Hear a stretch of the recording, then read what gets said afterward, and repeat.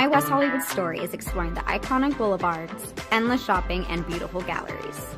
Inspiration is endless in West Hollywood. The neighborhood tells stories of established and emerging artists. You will find fashion and styles from all over the world here. A California sunset is the perfect way to end our day. We will take VIP tickets to this show every night. Our vacation is just getting started. This is our West Hollywood story. Come and find yours.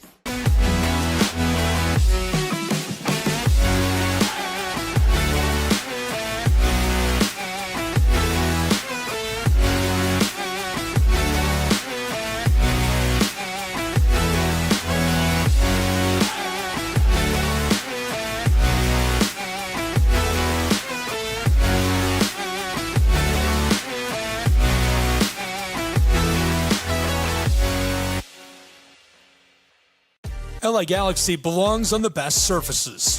Whether you're the best player or the best fan, every goal, every tackle, every last-second battle, it all requires precision, performance, and passion.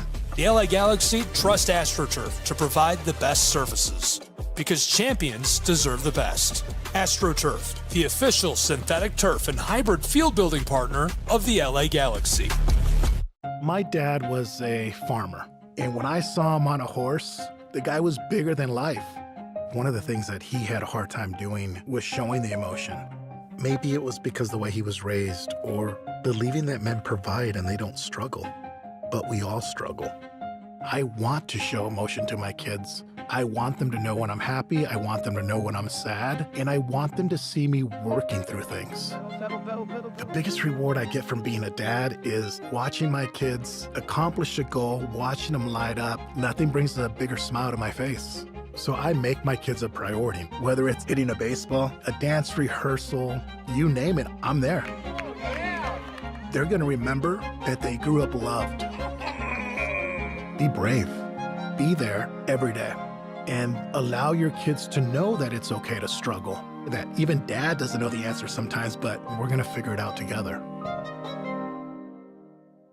Firearms are the #1 cause of death among kids, but we know that healthcare workers can make a huge difference. This is why prevention is absolutely critical. It starts with listening to the community, leaning in on those conversations to better inform what is the approach that you want to take. You are the champions for change. You can be the catalyst for integrating firearm injury prevention strategies into your practice and really benefiting your community. Let's agree to agree that we all have a role to play in ending this crisis. In Major League Baseball, you could dream with no limits. You could become your hero, steal the show, or even start a new club. You could meet the moment and exceed the hype. You can write a new chapter of history and let your city dream again. This season, anything can happen. Everyone has a ritual, that small thing that keeps us focused. A habit we never skip to clear our minds and elevate our performance. But what do you do to keep your head in the game, to drown out the self-doubt and support your mental health? Because being your best isn't just about taking care of your body. It's about taking care of your mind and mental health. Discover the resources you need to keep your mind focused and your mental health a priority.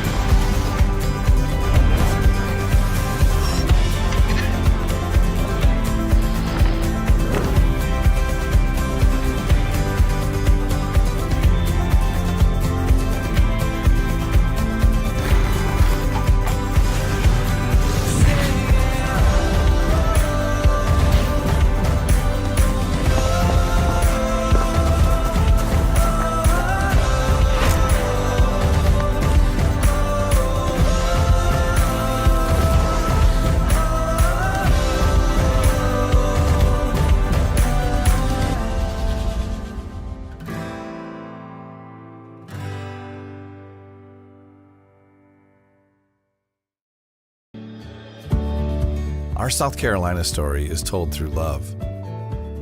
We always felt the need to take a moment for ourselves, and the ocean has always drawn us closer. Charleston was such a romantic destination, with its ancient oaks and beautiful walking paths through town.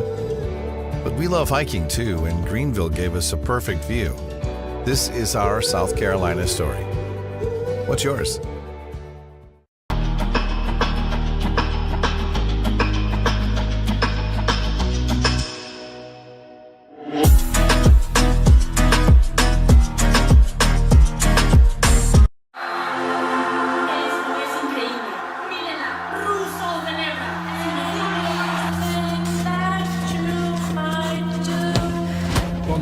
Brilliant again. She just... The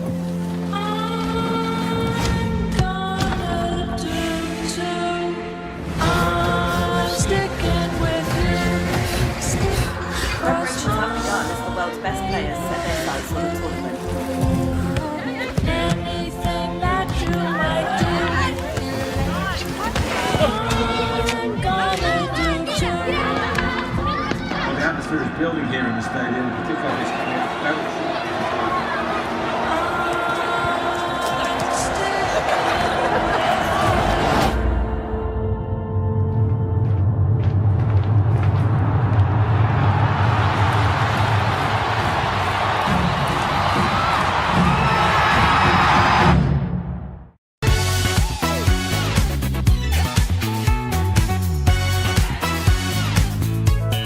Well, it means a lot to the community. It means enhancing the community. We are so pleased and so proud of the fact that the Braves are involved and participating in its upkeep and making sure that when we come here, we can be all very pleased and very happy about the way it's being kept and the offerings that it has to the community. Man, we're here at a beautiful Adams Park where they just revealed the Hank Aaron statue.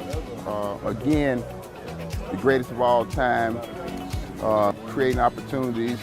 Henry Aaron, Billy Aaron, they're doing it once again with partnership with the Atlanta Braves. Unbelievable moment in this part of Adams Park.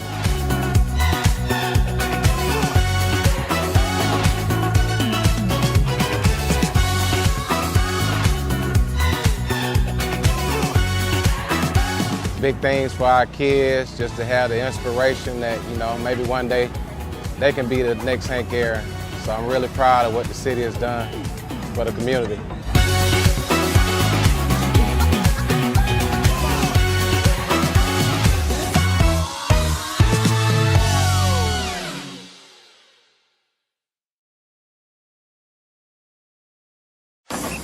If you're buzzed and doing this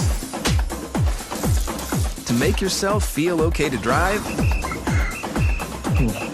you're not okay to drive.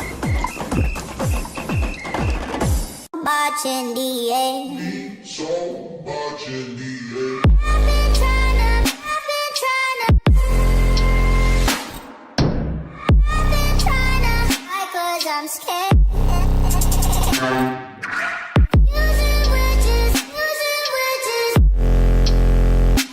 Cause it doesn't mean so much in the end. Boy, can you hold me? Boy, can you hold me? Boy, can you hold me? I wonder if you know that I want the best for you. I know you're going through a lot. I wonder if you know that the big homie needs help too. You can't just rebound from everything. I know you've been grinding. Let's go, let's go, let's go. But how long will you fight solo? I wonder if you know that we can get help.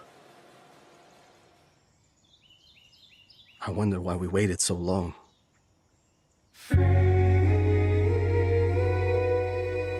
I'm not wondering anymore. Love, your mind. Let's see how far we can go.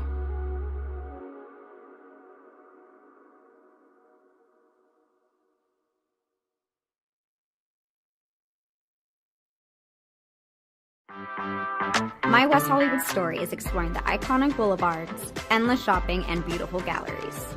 Inspiration is endless in West Hollywood. The neighborhood tells stories of established and emerging artists. You will find fashion and styles from all over the world here. A California sunset is the perfect way to end our day. We will take VIP tickets to the show every night. Our vacation is just getting started. This is our West Hollywood story. Come and find yours.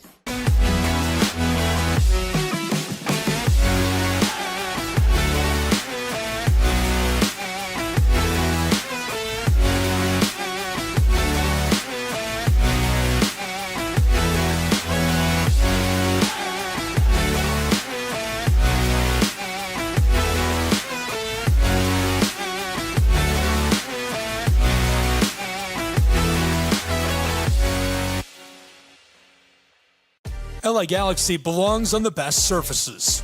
Whether you're the best player or the best fan, every goal, every tackle, every last-second battle, it all requires precision, performance, and passion. The LA Galaxy trust AstroTurf to provide the best surfaces, because champions deserve the best. AstroTurf, the official synthetic turf and hybrid field building partner of the LA Galaxy. My dad was a farmer. And when I saw him on a horse, the guy was bigger than life. One of the things that he had a hard time doing was showing the emotion. Maybe it was because the way he was raised, or believing that men provide and they don't struggle. But we all struggle. I want to show emotion to my kids. I want them to know when I'm happy, I want them to know when I'm sad, and I want them to see me working through things. The biggest reward I get from being a dad is watching my kids accomplish a goal, watching them light up. Nothing brings a bigger smile to my face. So I make my kids a priority. Whether it's hitting a baseball, a dance rehearsal, you name it, I'm there. They're gonna remember that they grew up loved. Be brave. Be there every day. And allow your kids to know that it's okay to struggle. That even dad doesn't know the answer sometimes, but we're gonna figure it out together. Firearms are the #1 cause of death among kids, but we know that healthcare workers can make a huge difference. This is why prevention is absolutely critical. It starts with listening to the community, leaning in on those conversations to better inform what is the approach that you want to take. You are the champions for change. You can be the catalyst for integrating firearm injury prevention strategies into your practice and really benefiting your community. Let's agree. He's made it to 20, he's gone. Touchdown. They have to score here. We're getting underway here.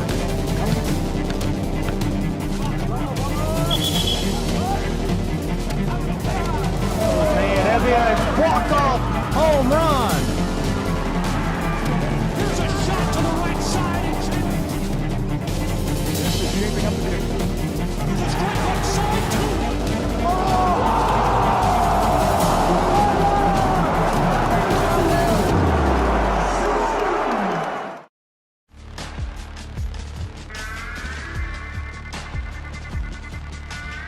Welcome to Lebanon, Tennessee, and inside of Noakes Lassiter Stadium. I'm Gabriel Fry, Lorenzo Robinson here with me. College football coming to you live from the home of the Cumberland University Phoenix, and they will try to fend off the Reinhardt University Eagles today in a thrilling tilt on the Southeast Sports Network. We'll have all of the action for you between these two sides, what promises to be a really good one. They're getting through the coin toss right now. A quick look at what we've seen so far this season from these two. Reinhardt is undefeated, 1-0. They won their season opener at home, looked really good against Florida Memorial, and Lorenzo Robinson will have more on that in just a moment. Cumberland Phoenix dropped their season opener on the road, but they were at Tennessee Tech, which is a pretty powerful, pretty formidable FCS program, so a really good test to start the year for that side. And Lorenzo, we'll get into it first with our players to watch, and we're keeping it simple since it's so early in the season. We're going to highlight the quarterbacks. So I'm I'm going to bring you in now, and we'll talk about the quarterback for the Reinhardt University Eagles. It's Taylor Jackson. He's been so good over his time playing NAIA football. Transferred from Brevard College in the Tornadoes. Threw for 247 yards last week and was the AAC Player of the Week. AAC Player of the Week, and Taylor Action Jackson did what he does best, making plays, making it happen. Very confident football player. He can get it done in a variety of different ways, and a veteran player that seems to be putting it all together for the Eagles. He's been really good, and of course, we can't just look at one quarterback, but the home team is going to rely on the arm and active legs of Zach Holtzclaw. Threw for 34 yards last week against the Golden Eagles of Tennessee Tech. He's a junior, originally from Dawsonville, Georgia. 5'11", has a nice arm, and we're going to see what the Dawson County High product can do today. This is really the start of his test as a quarterback this season against a formidable NAIA opponent. What can he do against this Reinhardt Eagles side, and what does this defense have to do to contain a guy who's had so much success in his collegiate career? Yeah, but he's a little bit of an unknown when it comes to going up against NAIA competition. His first game being against a D1 team. You can't really take too much of what he did in that game and hold it against him. After winning the quarterback battle that he did over the course of camp, we're going to learn a lot about Holtzclaw in this game. And we're almost ready for the kickoff. As we get this game started, we will meet the offense and defense of both sides. Right now, these players are ready to go, and the home crowd is fired up.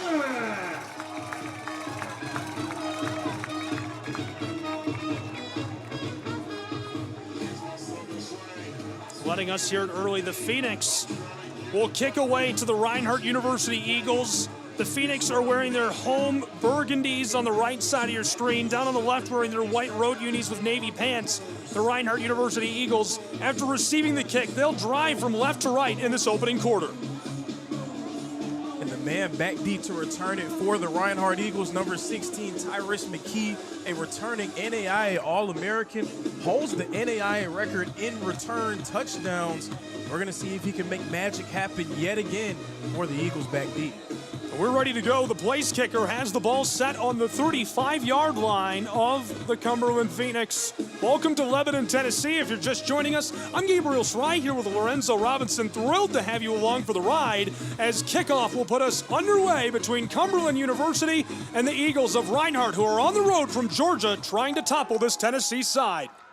Kickoff drilled and rolls back to the 10-yard line where it's picked up. He's across the 15, the 20. Lots of traffic, has a convoy, and he's trapped at the 30. So nice, decent opening field position for Reinhardt's Eagles. Yes, and you can see already the threat of Tyrus McKee back deep to return, making Cumberland adjust the way that they kick it off. That was a squib kick. You don't want to give him a running start. Well, real quick, while we have just a second, let's get to know the offense of the Reinhardt University Eagles. And it all starts with the quarterback. We already met Taylor Jackson. The big guys up front are Lyle Daniels, Pinky Howers, and Calhoun. Receivers, Rice, Curtis. The running backs, Walker and Colbert. And the tight end, Davis. I'm looking at Jock Colbert, number 5, the running back, to make a big statement here today. Right up inside, Reinhardt rolling forward, and a nice gain on the first play of the game for Ja. Couldn't quite slip away, and it looks like as he steps backwards, they're going to put him back right beyond the original line of scrimmage. Now, this is going to be an interesting test for this Reinhardt team, a team that's known for trying to impose their will by running the football. But this front for Cumberland, massive, so many different players that are going to get a chance to hold the fort down and try to stop this running game. Now to the close side. Hit and goes down immediately. Nowhere to go. Nice little carry, and quickly meeting the defensive side of things for Cumberland's Phoenix. Up front, it's Clark, Jones, and Miller. The linebackers, Mamouni, Harris, Denton. The defensive backs, Smith, Johnson, Hill, Sufrant, and Hannah. Third down and a long 6. We'll call it a mid-range 7 here, Lorenzo. But again, you see what this Cumberland front is going to be able to do in this game. They are not going to make anything easy for Reinhardt on the ground. It's going to come down to a lot of Taylor Jackson third downs, I feel. Jackson throws quickly. Passes caught at the line to gain. 1st and 10, Reinhardt Eagles. 3 plays, and they move the chains, and that's very efficient. Last season, they were great moving the ball. Reinhardt's offense so far. They scored 49 points in their first outing, but that'll continue their great job of converting on third downs. See Taylor Jackson immediately looking for Jordan Gant. Gant leading the team in receiving in week 1, looking for an encore in week 2. Jackson the give right up inside, and a nice 7-yard gain, maybe a long 6, and we'll call it 2nd down and 4. That's what the Eagles want to do. They want to just steadily continue to impose their will, chip away at that defensive front. You know, they introduced the VAR spotting for the first time in the NFL this year during the Hall of Fame game, and it got quite the uproar on Twitter. And I was so against it. But, you know, I do high school football every week. I do college football almost every week during the season. And the amount of times the officials just take 2 steps forward or backwards from where I think the ball should be is wild. Jackson, there is a great pass downfield beyond midfield, almost to the 30-yard line of the Phoenix. In that connection, Jackson to Gant, it went so well for Reinhardt in week 1. Yet again, doing the same in week 2. Jordan Gant able to get open and Taylor Jackson finding him. Huge catch for Jordan Gant deep downfield. Gant 53 yards and a score in week 1. Jackson from the shotgun, 1st and 10 from the 32-yard line of the Phoenix. Cumberland defense crashing down on that offensive line, and they're able to stop him at the line of scrimmage this time. And again, a Reinhardt team that's known for trying to impose their will by running downhill. Anytime Reinhardt's able to convert deep down the field through the air, it puts so much pressure on defenses because now you can't stack the box to stop this formidable rushing attack. 2nd down and long.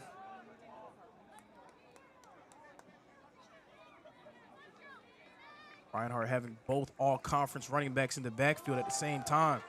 Right up the middle. Great blocking as he parts the sea and nearly pushes through that final layer to move the chains. Almost 10 yards for Colbert. I will say that run shows the development of Ja Colbert over the course of his career. Came to Reinhardt as more of a gadget guy, get him in space. Every single season he gets bigger and stronger, and that has allowed him to be able to really hold up running the ball between the tackles. Really impressive vision. Great read on the good blocks up front by Daniels, Pinky, and Hollers. They clear out just enough space up there amongst Jones, Clark, and Miller to get him forward. 3rd and short situation. Jackson from the shotgun. There's the give. Great carry again. He's hit at the line and stays on his feet down inside of the red zone to the 15 of the Phoenix. 1st and 10 Reinhardt Eagles who are into the red zone. So we saw lightning in Ja Colbert. How about thunder in Jamarion Walker running through a few guys to not just get the 1st down, but almost get his team near the goal line. This offense is now threatening deep in the red zone at the 15-yard line. 1st and 10 Eagles. Fakes the give. It's a keeper. Laser to the back of the end zone, and it's caught. Touchdown, Reinhardt University Eagles. They jump out to an early lead on the road. And I don't believe you can ask for a better first drive if you're the Reinhardt Eagles. Effectively running the football, getting both of your all-conference running backs involved. Taylor Jackson taking advantage through the air. Eagles clicking on all cylinders so far offensive. Great start for Reinhardt University, who is leading 6-0 on the road. Still 10 minutes to play in this first quarter. Anytime you're on the road, really want to try to execute on that first drive and take the crowd out of it early. So far, so good for the Eagles. Snap is good, hold is good. PAT, this one sails up away and between the uprights. That'll make it 7-0 here in Lebanon, Tennessee, where Reinhardt has jumped out to an early lead over the Cumberland Phoenix. We'll break and return in just a moment on SESN.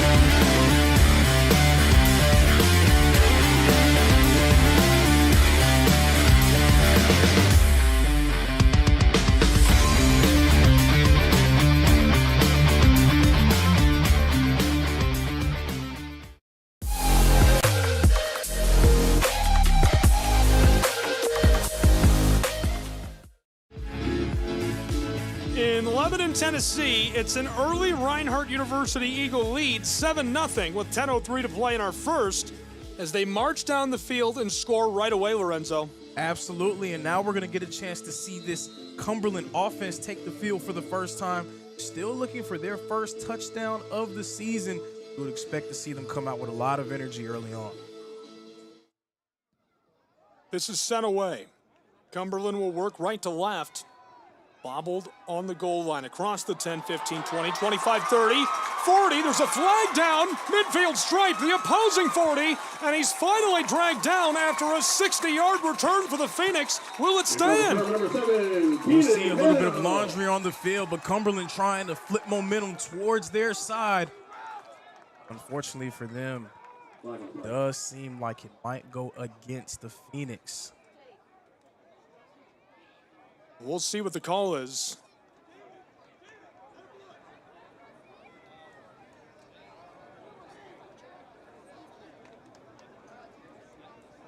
Head referee is looking to the opposing sideline, and it looks like he's going to let us know. Here is the audio.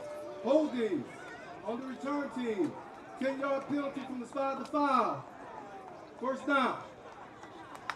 And so not only does that wipe away that big return, they lose a couple of yards from where that foul was.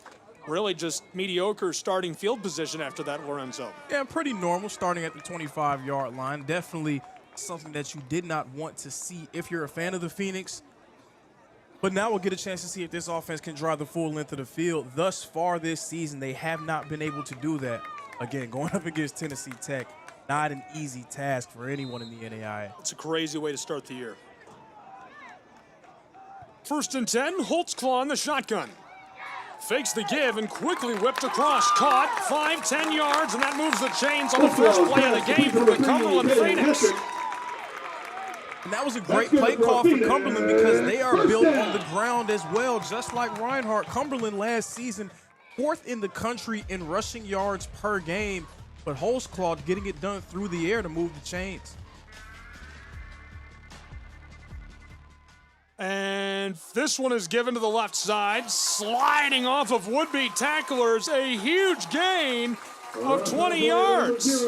And that's Jacob Cornio, their starting running back, and he figures to have a tremendous season for Cumberland, someone that they're going to rely on heavily this season.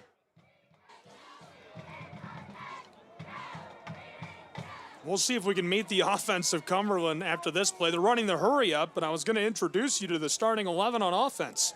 First and 10, man in motion, it's the big guy.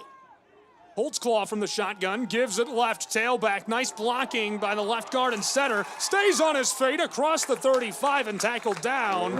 A nice gain of 7 yards on that play. Let's get to know the starting offense before they get back to the line of scrimmage. Here's the 11 to get the nod for the Cumberland Phoenix in their first home game. Up front, it's Toll at center, Fisher Nelson on the right, Martin Sanchez on the left, quarterback Holtzclaw, Cornejo at tailback, Payne, Finch, Hatchet, and Posh, all trying to move the ball for this offense of the Phoenix. Second down, short yardage situation. Driving up inside, the defensive line driven backwards and able to trap him is Rivers. Gets some help from that second level as well. Cumberland ran the ball so effectively last season. You know that they're going to try to get downhill and wear on this Reinhardt defensive line. It's going to be a great test on both sides. Third and short. 3 out wide, 2 on the far side. That's the right for Holtzclaw. He gives it on the end around. Easy first down yardage. 30-20. Still going into the red zone and shut down at the last moment by the Reinhardt Eagles. First down. And there was no question who was going to get that ball for Cumberland. Third and short, number 0 is going to tote the rock, already getting the Phoenix into the red zone. Center Alabama native, the sophomore, had 27 yards against the Golden Eagles of Tennessee Tech last week to open the season.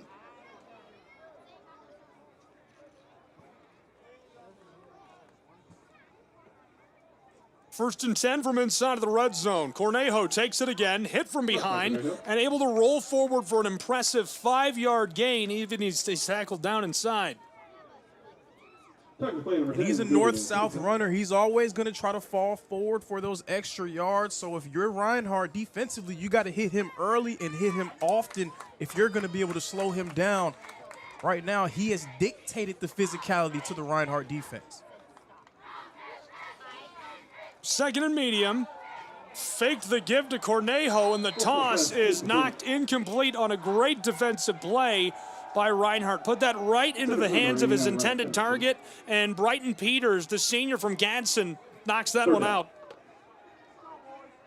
If you're an offensive coordinator, you want to try to get those play action attempts by using your running game, being able to force the defense to start stepping up and opening up some opportunities for you through the air. Damian Deloney trying to guide the defense from the line of scrimmage, the big guy.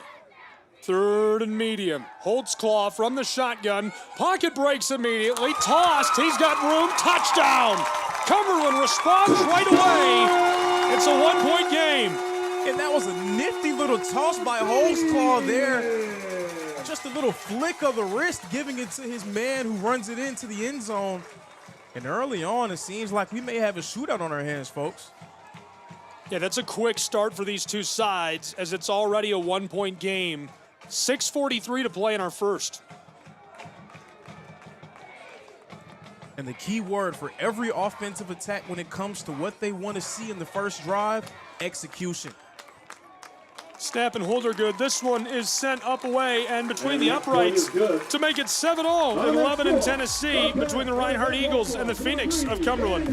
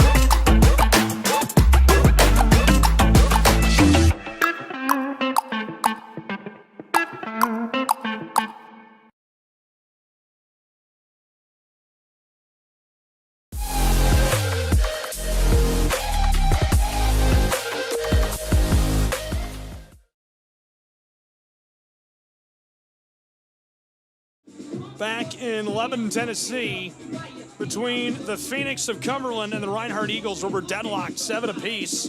Polk scored on the opening drive for Reinhardt, a toss from Taylor Jackson. He had 247 yards last week, starts hot on the road. Watch out, they're kicking it back deep for McKee. 10-20, 25, takes a big shot and goes down. Cumberland diving like they were going to be able to get the football out of there. He was smoked and slow to rise. Hopefully he's all right. That was a huge vote of confidence for that kickoff team, that kick coverage team for Cumberland. Teams usually stray away from kicking it back deep to Tyrus McKee because of what he can do with the ball in his hands. But right there, not only did they kick it back deep to him, but they laid a lick on him as well.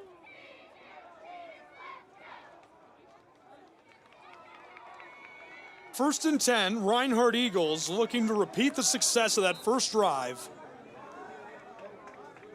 Jackson 3 for 3 for 44 yards and a touchdown. And the tailbacks, who are working up inside again for 5 yards, look really good as well. Colbert had 4 for 16, Walker 2 for 9.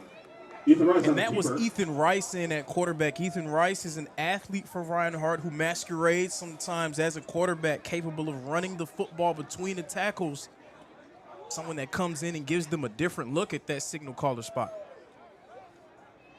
Always such a nice piece. That package is so interesting when they run it. Unpredictable as well, because he is a quarterback capable of throwing the football, so you don't want to sell out against the run, but he's such a great athlete. Second and medium. And this one results in an immediate flag. I think Reinhardt made a great decision. And Reinhardt went with the RPO there, but Cumberland was all over it, not only on the ground, but through the air as well. Well, I thought for a minute that was going to be defensive pass or offensive pass interference. But instead, it's offside against the defense, so a freebie for the Eagles. It looked like, to me, that was going to be DPI or OPI. I can't get it right, can I? OPI, because he shoved the defensive back away from an easy INT right there. Yeah, but I think that the offsides is probably what overrides it. You could tell from Taylor Jackson's immediate reaction that he knew it was a free play. So that's probably why he tried to get it over there, just seeing if you can steal one. 1st and 10, Jackson from the shotgun. Tailback Colbert steps up alongside him, now back deep again. Jackson gives it. Colbert escapes a pair of defenders in the backfield. Taylor Jackson throws a block, stopped just beyond the line of scrimmage for a short gain, and it's 3rd down. And that might have been one of the more entertaining 2-yard runs that I've seen. Jock Colbert making a few Cumberland defenders miss. They had 3 guys into the backfield when the ball snapped, but Colbert turning something out of nothing there. 2nd and 8, 5 minutes to play in our first quarter. Deadlocked 7-all between these two. Football on the 41-yard line of the Eagles. Line to gain is the 49. Jackson from the shotgun distributes. This is bobbled and dropped. 3rd down and 8. And that was tremendous defense by number 28, Daniel Dogan. 3rd down.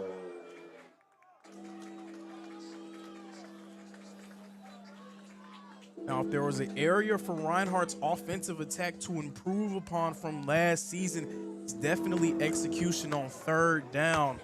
These were situations that definitely eluded that Reinhardt offense at times last year. Reinhardt Eagles, they've already converted a crucial 3rd and 10 to start their first drive. Can they get 8? Looking for the 49-yard line. Flag flies. Jackson tosses. This one incomplete. That's incomplete. Flag on the play. And we'll see what the call is. To the naked eye, it would appear to be an offsides on Cumberland. Those guys that have been creeping up for blitzes seeming to be a little bit too excited down there in the box. Here's our head referee. Offside. Only defense, number 7. Lined up in the neutral zone. Sideline penalty to the previous spot. Repeat. 3rd down. And so they do call that against big number 7, Kanan Hill, playing that like hammer position. He's the 5th defensive back and can rove around a little bit. But if I'm Coach Mathis, I'm telling my guys, hey, we have to give ourselves a chance. We're getting this offense off the field. We can't allow them to have another opportunity to convert. Here it is on 3rd and short, and right near the line to gain, Lorenzo, at the 49, and the FAR official takes a half step back. It would have been there. It's always interesting to see which line are we going to go with, whose call is going to be the one that matters most. Unfortunately for the Eagles, it's the far side official that they decide to go with. And this is a big-time moment here. We'll see what Coach Miller decides to do. Looks like the punt unit coming on for the Reinhardt Eagles.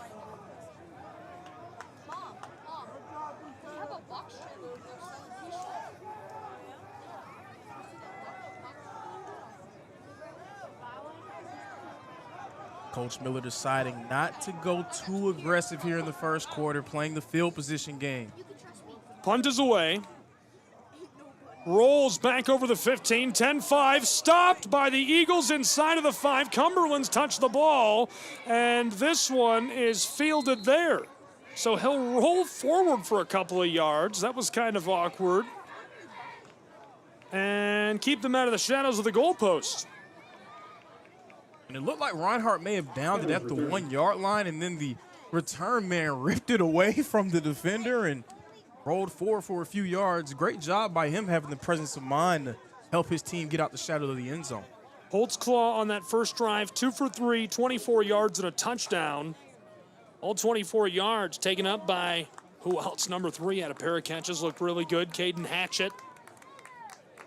And of course on the ground, 5 carries, 51 yards for Cornejo, who was just unstoppable. Unstoppable might be putting it mildly. I know you were impressed with him right away. One of your prototypical north-south runners, he's trying to get downhill and impose his will. To the far side, Hatchett has some blockers down over the 20, and that'll move the chains. 1st and 10 again for Cumberland. And Caden Hatchett, another playmaker in this Cumberland offense, someone that Coach Mathis will not be shy about getting involved. Someone who can go deep and run routes and do all of those things, but also, as we saw there, someone who you just want to get in space, just give him the ball and let him do the rest, moving the chains for the Phoenix.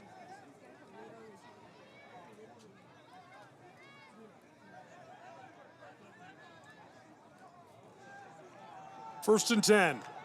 Nice carry by Cornejo as he's toppled with a shoelace tackle after a gain of 7 yards. So many games happening around the country today. Lorenzo St. Thomas, a 55-7 win over the University of Fort Lauderdale. Siena Heights falls by 1 point to St. Francis, 21-20. Defiance College of Ohio, a 40-20 win over Judson. Kentucky Christian Brevard, no final in yet on that one. Campbellsville and Weber International, 31-7. And they've got 5 minutes left to play in the third quarter. Campbellsville, Kentucky, of course, in the lead. To the close side, Cornejo got him by the ankle as he's dragging himself with one hand. I mean, what a carry. But what a tackle in space by number 8, Braylon Jones, to bring him down. He wrapped him up and would not let him go. That level of determination, running over, boiling with rage. That's some old-fashioned carrying the football. You don't see that a lot anymore. I mean, he's got him by the leg. He's got one hand planted on the ground, and he's trying to hop along with one arm and one leg. Short yardage situation. Right up the middle, he's got a seam over the 40. Holtzclaw, 1st and 10. And we saw him get it done through the air in that first drive. How about Holtzclaw on the ground, converting the third down and helping the Phoenix continue to move the chains? Really, really nice carry.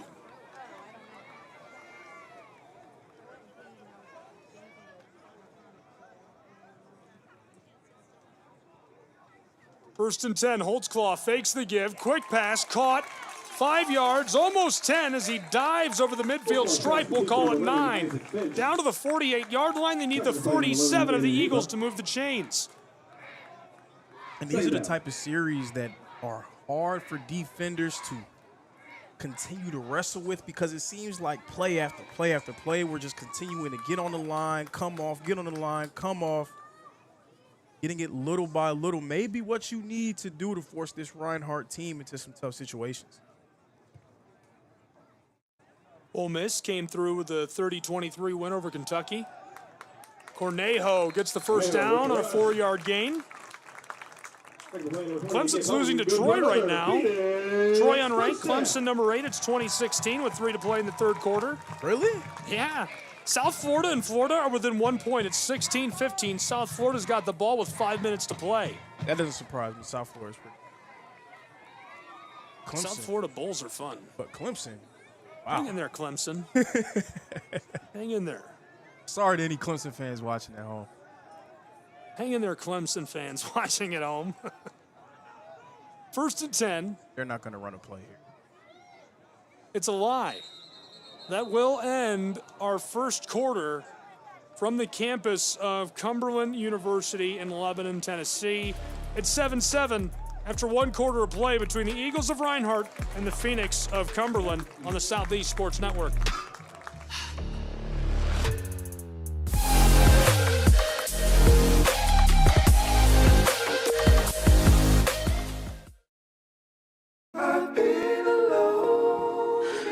I wonder if you know that I want the best for you.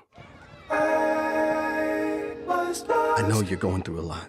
I wonder if you know that the big homie needs help too. He can't just rebound from everything. I know you've been grinding. Let's go, let's go, let's go. But how long will you fight solo? I wonder if you know that we can get help. I wonder why we waited so long.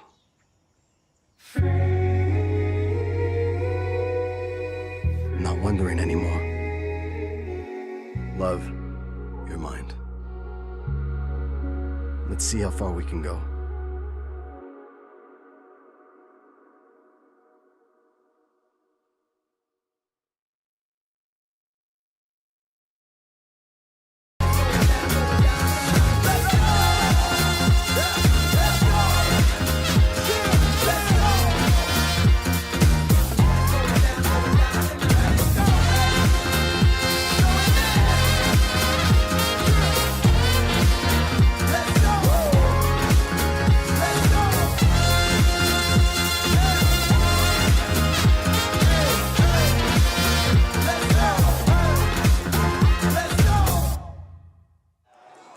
Back in Lebanon, Tennessee. Long ball down the sideline and no flag.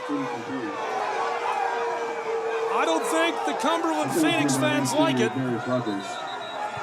They definitely didn't like that one, and that was Carter Hicks in on defense. He was running with the receiver and broke up the pass, and immediately you saw the entire Cumberland sideline looking at the ref and asking for a flag. It's a bang-bang play, though. That's really tough on referees to try to determine which way to go with it. If this game was being played at Reinhardt, I bet we wouldn't hear anything being said right now, but probably not a thing. The home fans let them have it immediately. And you got to give it to them, right? They're trying to rally their team and stand behind them.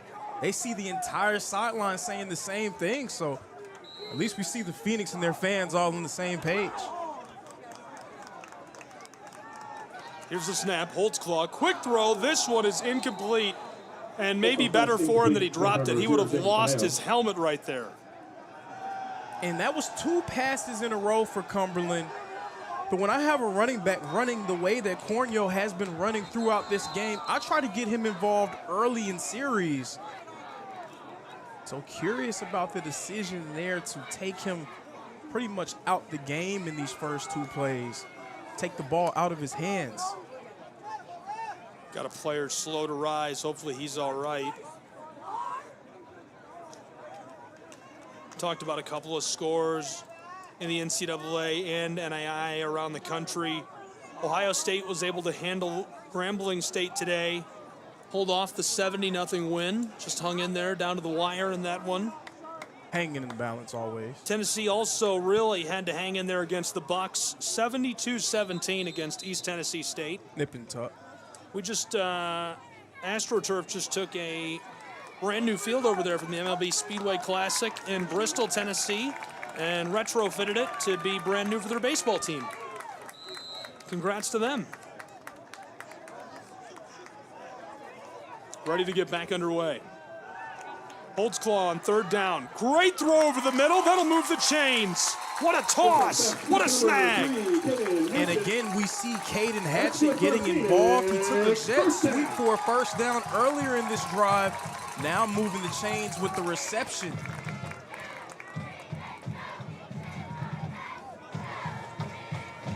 That's a great catch. Great job moving the chains.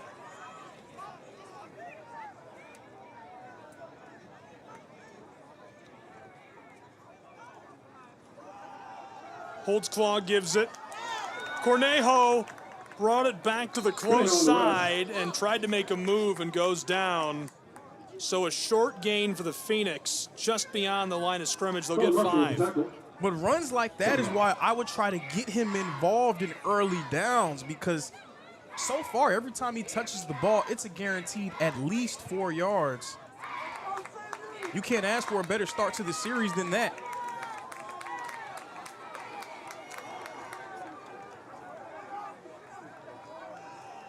Second down, fakes the give, and this one is incomplete, sailing errantly over the middle. third medium. And even though that one fell incomplete, that's what handing the ball off early gives you the chance to do, being able to pull it and try to take advantage of the defense stepping up.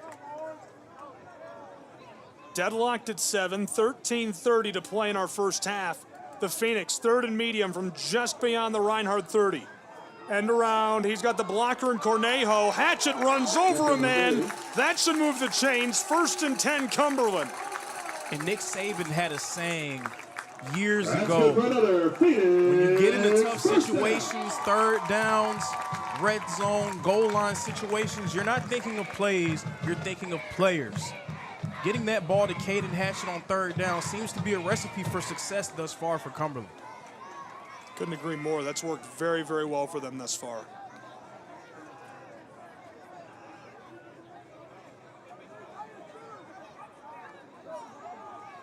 Holds claw.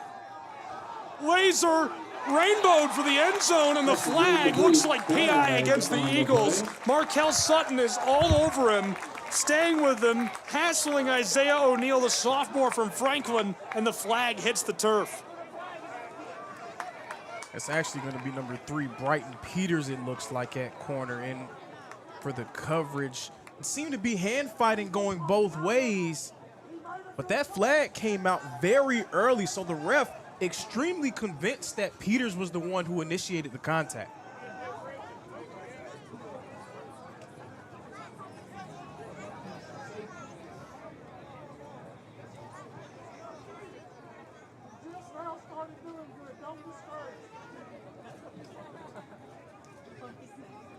Holding. Defense number 3. Call is against Peters. And I'm not sure that's a bad decision. There are a lot of times you'd hear people kind of let a kid like that have it. But I think if you're coach, you say, hey, listen, that's a touchdown saving penalty. I'd rather give up the yardage and live to fight another down. Hey, 10 yards or 6 points, your choice. I'm taking the 10 yards every time. But again, that one, when it came out, is kind of what interests me, because to the naked eye, it did appear to be contact going both ways, but the ref convinced that Peters was impeding O'Neal's progress there. End around. There's the give. Great fake, as that one goes right up the middle for a short gain of about a yard and makes it 2nd and goal from the 9. So on those first 2 drives, we saw Cumberland just line down and run plays. Now they're starting to open up their playbook a little bit, running guys in motion. Right there, a little return motion, trying to get this Reinhardt defense to think about some different things defensively and force them to cover the entire field.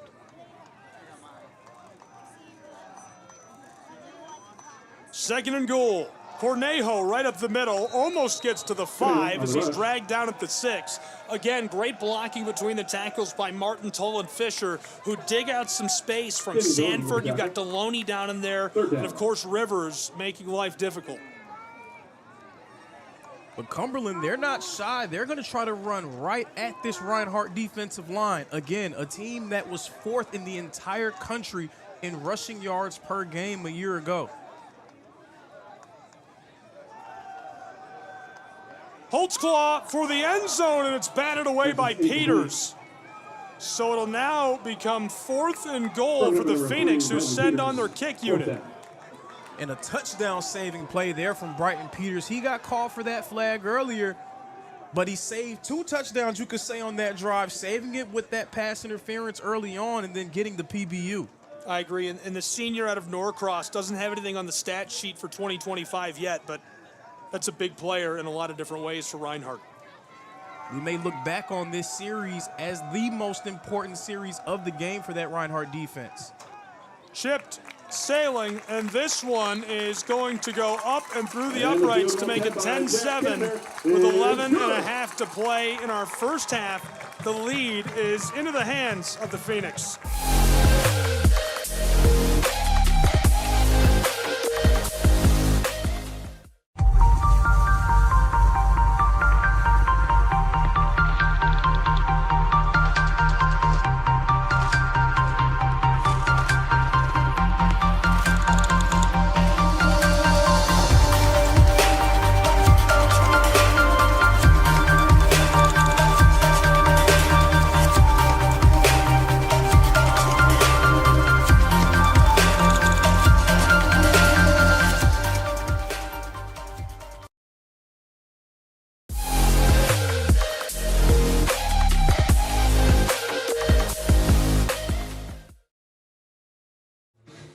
welcome back in Lebanon, Tennessee. It's been a good one so far between the Reinhardt Eagles and the Phoenix of Cumberland. Gabriel Schreim, a good friend, Lorenzo Robinson.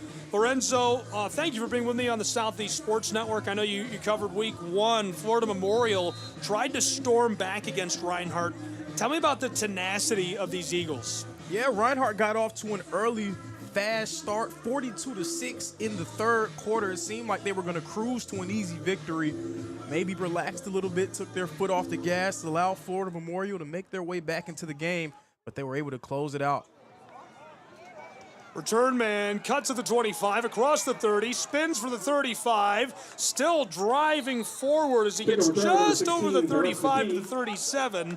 And so we'll move on to this next possession after Cumberland took the lead back 10-7 with a nice field goal to cap off what was a long drive. Brighton Peters committed a penalty to prevent a touchdown and then swatted another to the ground. Cumberland opening their home slate here, a marquee NAI matchup. Tough Reinhardt squad, fifth all-time meeting between the two programs. Phoenix looking to bounce back from a loss last week to the Golden Eagles of Tennessee Tech and FCS side. First and 10, Reinhardt in the shotgun is Taylor Jackson. There's the give to the right side. Tries to slide off. He's tripped up and goes down after a nice gain of 4. Good tackle and good job protecting the edge by the defensive back right there, Xander Lipscomb, who stays with him. And open field tackling going to be very important on both sides because both teams have guys that can make defenders miss in space. Being able to bring down Ja Colbert, very impressive there for Cumberland. Cumberland's a huge school, 3,500 students enrolled here. Here's the give right up the gut, sliding off of would-be tacklers, midfield stripe, and he goes down. First and 10, Reinhardt Eagles move the chains. And Coach Miller said it best. Coach Miller for the Reinhardt Eagles said that Ja Colbert may not have the best long speed, but very difficult to tackle in a phone booth. Someone who can make you miss and make you look just downright silly in those type of one-on-one situations. Eagles. First and 10 from just beyond the midfield stripe. Colbert slides one, now two, still on his feet, and finally dragged down. It took 3 tacklers to get him to the ground, and some words being exchanged in the backfield. Second down. Yeah, and that was Reinhardt offensive lineman Janosh Daniels going nose-to-nose with the defensive lineman Josh Jones from Cumberland. And that's what you want to see. You want to see guys get a little chippy out there. You know that this is a marquee game. Whoever wins this one will feel great about their chances of making the playoffs. You can feel the energy right now. Taylor Jackson. Pressure coming, throws just in time, caught, driving for the first down line, and the line to gain the 39, that's where he comes down. First and 10, Reinhardt Eagles on the catch by the big guy. And those are very critical plays over the course of a game because those are the turning point moments when you're able to move the sticks through the air, able to convert on those easy routine plays. It keeps your offense moving and it just keeps you on schedule. That's what Reinhardt needs if they're going to be able to find themselves back into this ballgame. 1 deep back, 2 out wide. Jackson gives it. Gets some blocking, still sliding forward as he gets 6 yards to the Eagles. In this Cumberland defensive line, they're getting a little bit of pressure, but it's been so difficult for them to be able to bring down that duo of Colbert and Walker. Colbert making men miss, but Walker running right through defenders. There's the give again, and this time trapped up quickly. He does get another yard. And that was a nice open field tackle there by Mamouni.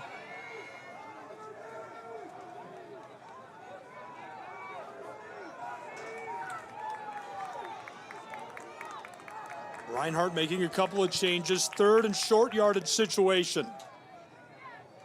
Really could use this. The Eagles brought in a little bit of extra beef out there. Number 53, Aaron Inman, entered the game as the 6th lineman. Rice will keep it himself and blown dead before he can pick it up.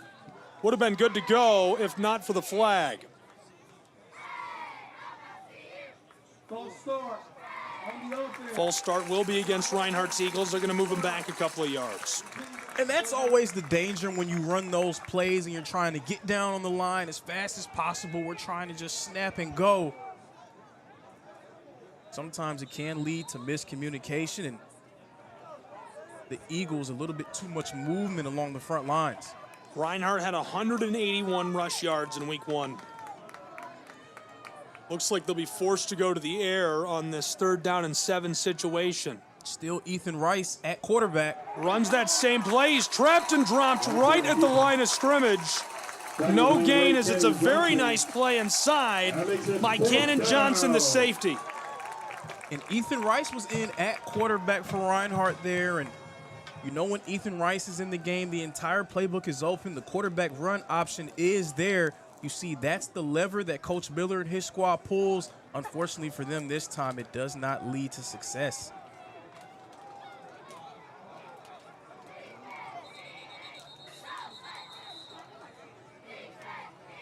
Timeout taken by the Phoenix of Cumberland on 4th and 9. Cumberland, the first timeout.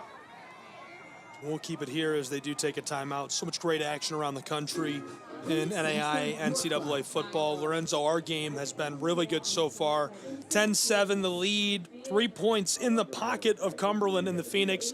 7.5 to play still in this first half. Any thoughts on what to expect here? So what I'm going to harp on all season long, turning point plays. 3rd and long, 3rd and short, these type of situations where you get into the red zone, get to the goal line, the moments that define a game. So far, Cumberland, they are taking advantage of those turning point plays. Reinhardt, they did it on the first drive, but for the rest of the game, it has not gone their way.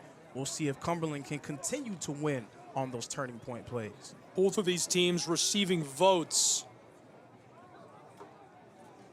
Be interesting to see if they drive their way into the poll. A win here can go a long way. This is probably a poll game. I agree. 4th down, able to corral the awkward punt, sent away inside of the 10, rolls by him. Reinhardt stops it there on the goal line as it rolls along it. And a referee says that one's a little too far.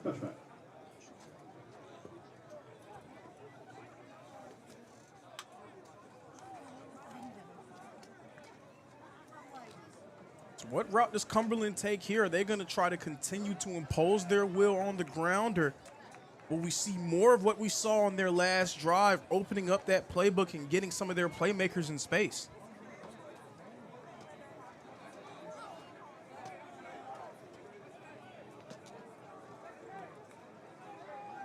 And Cornejo so far has been the leader for Cumberland running the ball, but that receiver duo of O'Neal and Hatchett, very dangerous. Back underway. Hatchett makes one man miss and runs over a would-be defender as he's driven out of play, and there's a flag. I'm guessing a hold.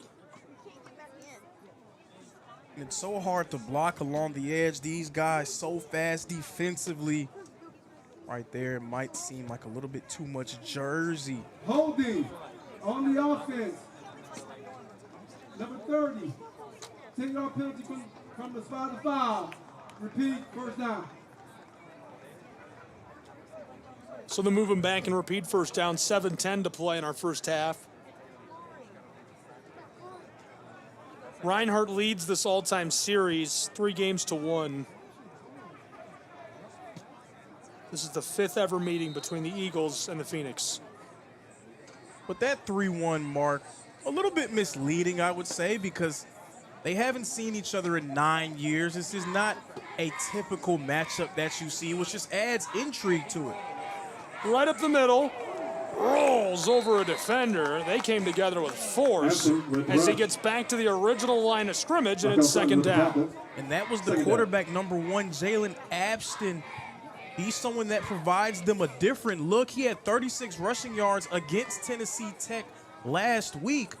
So you know that Coach Mathis is not shy about inserting him into the game and allowing him to get some carries. Abston's a great football player. He's a transfer from Murray State. That's his first carry on the day. He joins a growing list. Cornejo's already over 70 yards. Hatchett's got 30. Holtzclaw's got 12. Pitched across. Stopped immediately by Reinhardt. He couldn't escape. They were looking for Rod Payne, and the redshirt sophomore from Douglasville just got trapped up behind the line. He got trapped up by number 11, Adam Mwimba. Tried to make a move on him, but Mwimba driving him out of bounds. Turning point play here, 3rd down. We'll see what can happen. Can Reinhardt get off the field? These are the moments that can define a game. Eagles already trailing by 3. They need to give their offense another shot. This offense only converted 6% of their 3rd downs against Tennessee Tech.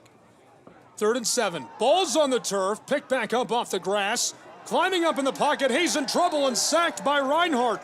The Eagles get him for a loss. Number 1, Emmanuel Olayton, 2023 NAIA All-American, getting his first sack of the season. Olayton is a 6'2", 270-pound transfer from Faulkner. He looked great last week, stuffed the stat sheet. Mwimba looked great last week, stuffed the stat sheet. 2 guys make an impact on this drive. Those were the 2 guys that stepped up for him. You're absolutely right. Their 2 best defensive players from a week ago stepping up again. It does seem like that may be a trend for the Eagles in 2025. 4th down. Set away.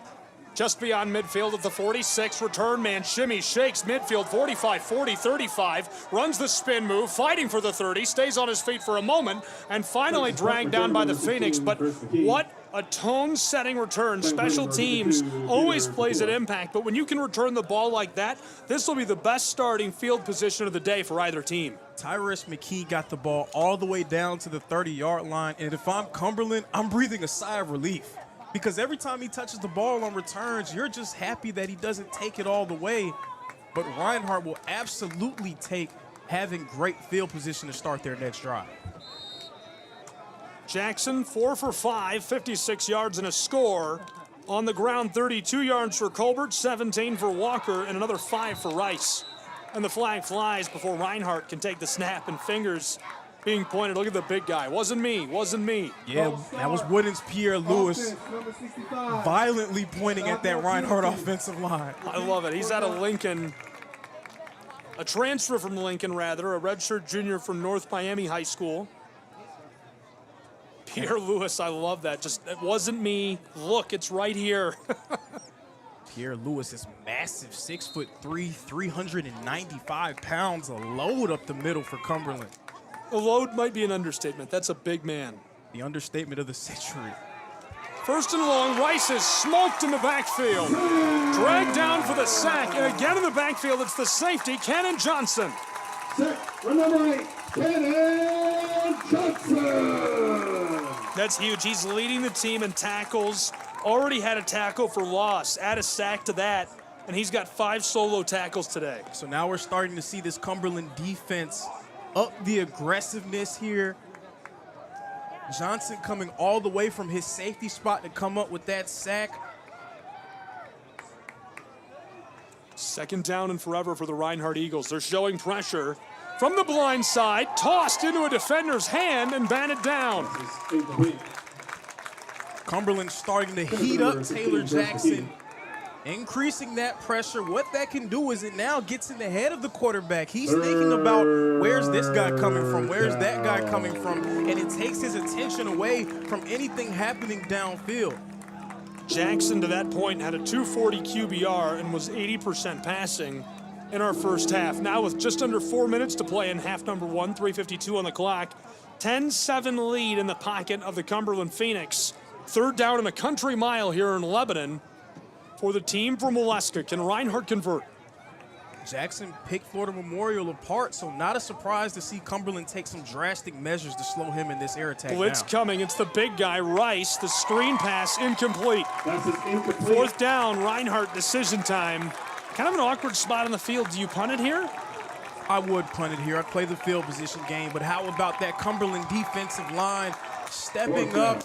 Nobody was fooled by the screen there. They were all retreating and looking to see who's going out, who's the guy that we have to look at. Just a textbook defensive stand there by this Cumberland defense. Reinhardt started this drive at the 30-yard line after a great return from McKee, but they are not able to take advantage of the field position.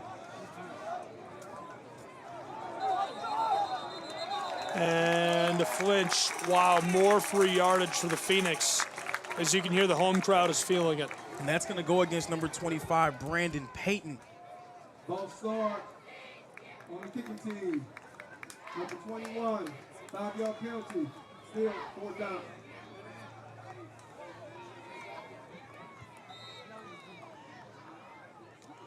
Reinhardt played a clean game for the most part against Florida Memorial. But right now, penalties starting to mount against the Eagles. You cannot have mistakes like these against a great team like Cumberland. Punts away. And a fair catch back on the 5-yard line. They'll put him at the 6, maybe 7. 1st and 10, Cumberland will run the 2-minute drill, 3:40 to go. Now we'll see which way they go at quarterback. We saw Abston get that last drive. Holtzclaw started the game and played the entire first quarter. Yeah, that's a tough decision. You know, Holtzclaw hasn't looked bad at all, so I don't think you go away from him so early in this game. I think that's just a package we see in Abston there. Didn't throw the ball once, though, and Abston did get a couple of carries. So here we go, back in the game. And it was a quarterback competition during camp. It's not a surprise to see them both get looks. Incomplete. Holtzclaw throws that across. He's looking for Jarius Rogers. A positive for this Reinhardt team. The defense for Reinhardt gave up 35 points against Florida Memorial. Right now, they are really holding this Cumberland offense, really making it hard on them. So a nice bounce back thus far for this Reinhardt defense. Jarius was a great athlete for the Bears at Bradley Central High School. I've covered him before. And swarmed in the backfield. Reinhardt got him. It's a safety. Safety. And who, again, first to the play, number 11, Adam Mwimba, number 1, Emmanuel O'Lighton. Unreal. The Eagles take a pair of free points. We're within 1 as it's 10-9. It's an unusual score. It is an unusual score, but that is what we've seen. It's been a physical game. It's being won in the trenches, so of course it's going to be low scoring. It feels like that's what we deserve because we're watching these two teams go to war right now, a heavyweight fight taking place. It'll be interesting to see what Reinhardt draws up now with a two-minute drill opportunity of their own. As here comes the return team for the Eagles, and we'll see this one booted back by the Cumberland Phoenix. 3:33 to play in our first half in a 1-point game, 10-9. It's a little early in the season to be pulling the safety out of the bag like that. I would say so.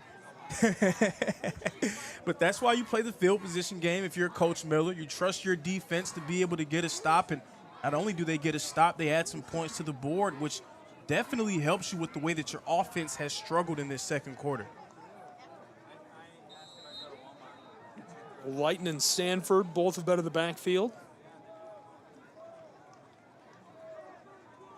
We'll see the Reinhardt Eagle offense again in a moment. The kick from their own 20-yard line. Driven long. Return from the 25, 30, 40, on his feet, 45. Wow, on his feet, still midfield stripe, drives forward and goes out. Unreal evasive maneuver. And I think he was hit late as well, so it's going to be another 15 yards added to that return. But how about Tyrus McKee? Even though he hasn't taken one to the distance, he's making plays returning the ball so far for the Eagles. I think they got McKee by the dreadlocks there when he was almost tackled and he was able to pull away. A player like that, you got to grab anything you can, Gabe. Personal foul on the kicking team. Personal foul on the kicking team. 15-yard penalty from the Yeah, it seemed like two guys hit Tyrus McKee a little bit too late, and sometimes when he's making guys miss and he's just running and doing anything that he wants. Anytime that you're able to get a hit on him, you're like, man, it's like a sigh of relief. And then it becomes anger, like, wow, we got to make sure we get this guy down. Cumberland, they got to try to find a way to dial back the aggressiveness a little bit. Speaking of aggressiveness, 7 men near the line of scrimmage. Showing blitz is an understatement. Ball's tipped and loose, and on the fumble, he dives onto it. That's a good heads-up play to just get on top of the football by Taylor Jackson. Absolutely a great heads-up play, and sometimes that's what you want to see if you're the defense, because you have guys flinching at the line of scrimmage, bluffing like they're going to blitz, who's coming, who's not coming. That can get into the head of a center, because now he's thinking of trying to pick up the blitzers. He's not thinking about trying to execute the snap. And we could see something interesting here. Ethan Rice in the game along with Taylor Jackson. 2nd and long. There's the give, tailback, bounces it to the outside, across the 30, 25, rolling forward, and a really nice gain for the Reinhardt Eagles on the outside hip of that right tackle. Yes, but running through an arm tackle was Ja Colbert. It seemed like, again, maybe a TFL for Cumberland. And we've seen that a few times, Ja Colbert getting hit in the backfield, but he's not only making guys miss, but he's running through tackles as well, showing that complete package. Colbert's up to 42 yards in the game. Please reset the game clock to 2 minutes and 36 seconds. 2:36. Somebody's in trouble. I always think it's funny when they announce it over the public address, like, hey, what are you doing? Yeah. What are you doing up there? It's shining a light on you. Yeah. You really just need to put a spotlight on whoever it is. Might as well just say his Attention, name. clock operator Bob Smith. Yeah, Clay. You have betrayed us, We Clay. see you up there, Clay. I can't believe you, Clay. Here we go on 3rd down. Quarterback keeper, he is smacked and goes down right at the line of scrimmage. And so it's a 4th and short situation for Taylor Jackson's Eagles. That's what Coach Mathis wanted to see. His team, the defensive linemen and the linebackers, they're finding their way into the backfield on multiple occasions, but it's been tough for them to close on these Reinhardt guys. Taylor Jackson pulling it but not able to get away. And they're going to try to chip through a field goal. Please put 2 minutes on the clock. 2-minute timeout. And we've got a 2-minute timeout. So as they take their break for the 2-minute timeout, we're going to take our break as well. College football will be back in Lebanon, Tennessee, where it's a 1-point game. The Phoenix leading the Reinhardt Eagles 10-9.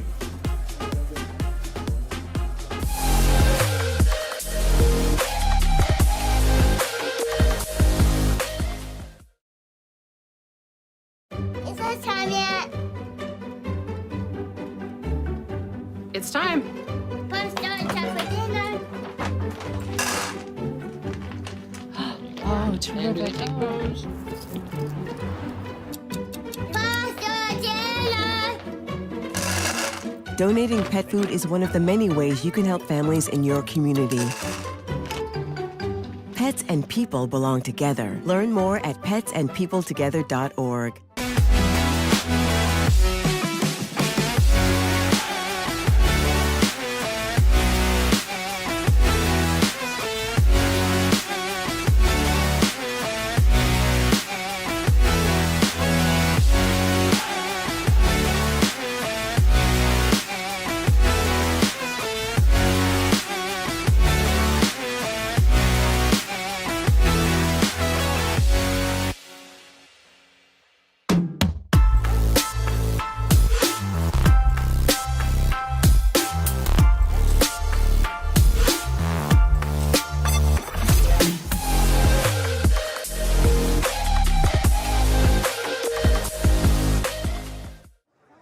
Back in Lebanon, Tennessee, where you're about to watch this field goal attempt by the Reinhardt Eagles. From 31, snap and hold are good, booted up away. This one sails wide right of the stick. Alex Hansen, who is perfect on point after tries this season, just goes wide. And Hansen had enough leg, but just wide right. Another nice stand for this Cumberland defense. Reinhardt back-to-back possessions, getting field position on their side of the field, but unable to convert it into points. And now Cumberland's going to get a chance to run the 2-minute drill.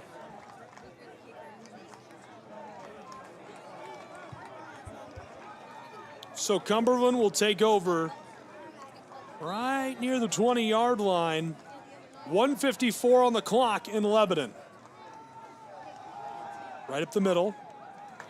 Clock begins to run as he gets a couple yards. And Cornejo was trying to find some space.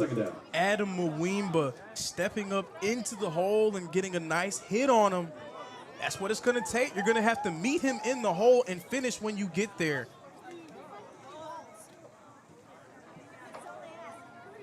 .90 seconds to play in our first half in a 1-point game.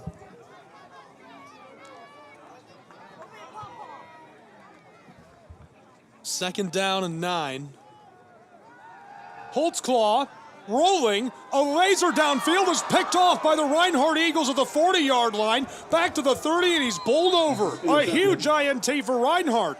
That was number 8, Braylon Jones, picking that off for the Eagles. Braylon Jones missed nearly the entire 2024 season with an injury. Coming back in 2025 with a New Jersey number, but the same impact player.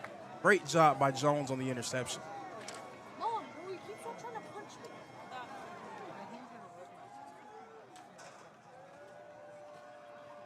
First and 10, Reinhardt Eagles after a huge play by the junior from Rockmart.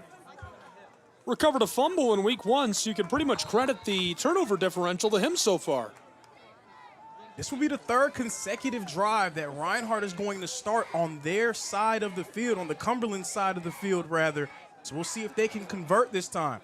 Quick flick across 30-yard line, 25-20, and bowled over from behind. A big hit all over the field and playing like a menace. He's been great today. It's again Cannon Johnson. Momomi also has been electric today for Cumberland. Second and short. Reinhardt Eagles right up the gut. That'll move the chains. 34 seconds to play in the half. Clock winding quickly, and you can hear whistles from both sidelines. And that Eagle offensive line starting to impose their will against that Cumberland front. It's such a simple thing to do to just walk out on the field when you take a timeout, but I feel like a lot of coaches miss that. What do you mean? I don't know. Coaches they'll take a timeout and they're trying to take it from the sideline and they're getting ignored, and James Miller just walks right out there. He's like, what are you going to do? Keep playing? If there's one thing that I know about James Miller, is he will not allow you to ignore him. He's pretty hard to ignore even from up here. He walked onto the field. I was like, who's driving a car? Oh, that's Coach. That's Coach Miller of the Reinhardt Eagles. Hard to miss. Hard to miss. I'll tell you, my favorite thing about James Miller is how he treats the players. He's iconic as a head coach, really just very in touch with every one of the guys on his roster. It's impressive to watch. First and 10, Reinhardt Eagles, 31 seconds to play with in Lebanon, Tennessee in this first half in a 1-point game. Watch for the play action here from Reinhardt, taking advantage of this Cumberland defense. Jackson from the shotgun, tipped, and he couldn't hang on. Would have been a turnover inside of the 5. Instead, Reinhardt will get another crack at it with 26 seconds on the clock. That would have led to another defensive stand for Cumberland. That would have stopped this Reinhardt drive in its tracks. But they were unable to come away with the play. Now can Reinhardt take advantage of having that new lease on life? They're going to have to.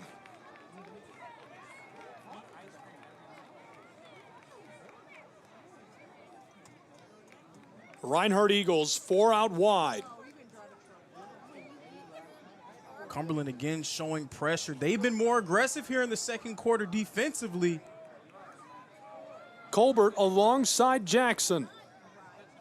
Taylor, one final glance, takes the snap, wants to throw, pressure coming. He's going to toss this for the back corner of the end zone. caught, but he's off of the field, and it's incomplete with 17 seconds to play in our first half. Great decision throwing to Xavier Brantley. Yeah, and he was looking for Brantley in the back of the end zone, but great coverage there. Third down. Third down, the Eagles want to try to put up another touchdown. Cumberland looking for another defensive stand. They got a fresh group of D linemen out there ready to heat up Taylor Jackson. Third down, 17 seconds in our first half. Jackson. Pressure comes quickly. Tossed, caught as he slides and turns upfield. Driving forward, he gets 5 yards, 10 seconds on the clock. It's running 8, and now the whistle. Clock still running 6 seconds as it's stopped. Gant is the one who took that down 6 yards towards the end zone. And so this is basically the final play Reinhardt will get here. They could get one off quickly, and they're going to move the clock back to 8 seconds if you can't hear the head referee. And it was a nice play for Reinhardt because it was a completion. It was positive yards, but the pressure by Cumberland forced Taylor Jackson to get that ball out without having his feet set. He could not get everything on that ball, so Jordan Gant had to come back to it. He couldn't catch it in stride. He had plenty of space to score a touchdown, but nice job again, that Cumberland defensive front heating up Jackson and forcing him to adjust. Phoenix defense trying to make one final stand, 8 seconds on the clock.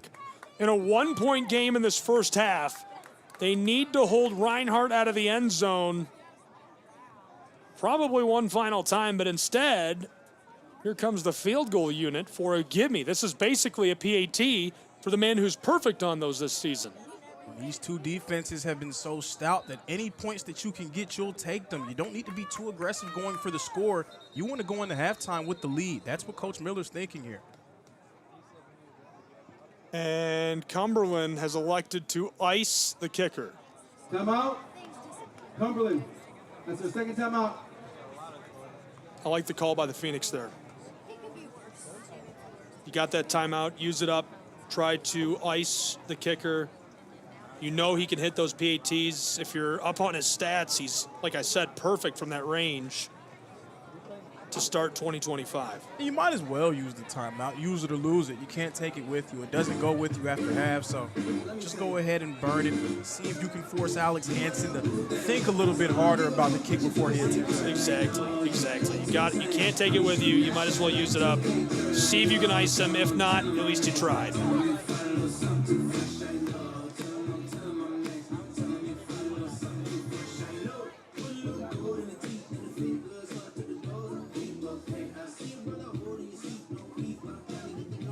Was a second-team All-AAC selection a year ago. This is a gimme, Lorenzo. 20 yards. Snap is good, hold is good. Hansen boots this one up away, and it's going to go through the uprights to add 3 to the tally of the Eagles with 5 seconds on the clock. So it's 12-9 as Reinhardt is going to jump out in front. And it's been tough sledding for this Reinhardt offense so far in the second quarter. So you have to feel really good about leaving this quarter with the lead. That's a credit to how your defense has been playing, coming up with that safety a few minutes ago, and then just being able to get close enough to allow Hansen to get a field goal in his range. 12-10, 2 points separate us.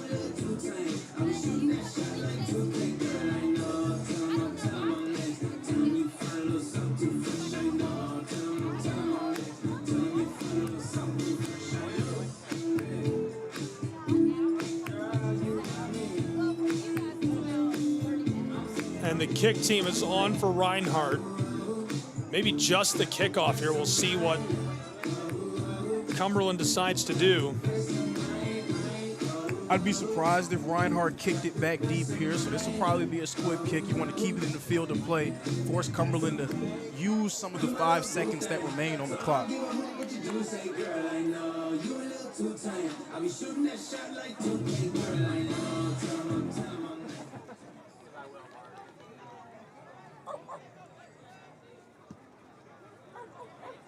Kickoff is away. Flag flies immediately.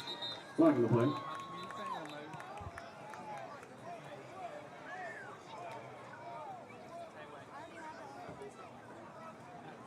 With the positioning of the flag, it'll likely be on the kicking team. See what Coach Mathis decides to do. On the kicking team, number 13. 5-yard penalty from the dead ball spot. First down.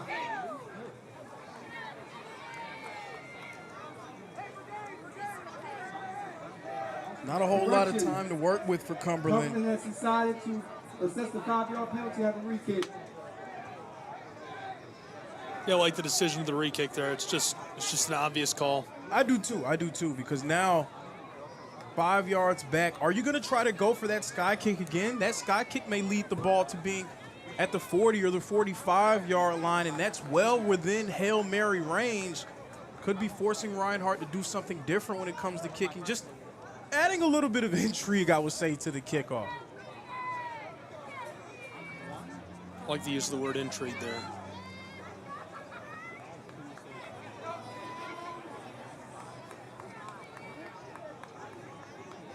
Set to go.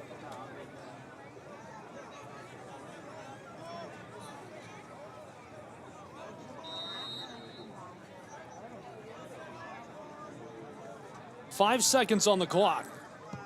12-10 Reinhardt. Fair catch just beyond the 40. Kickoff is field with a fair catch. Eagles have traveled well. The stadium has a capacity of 5,000. Great crowd tonight.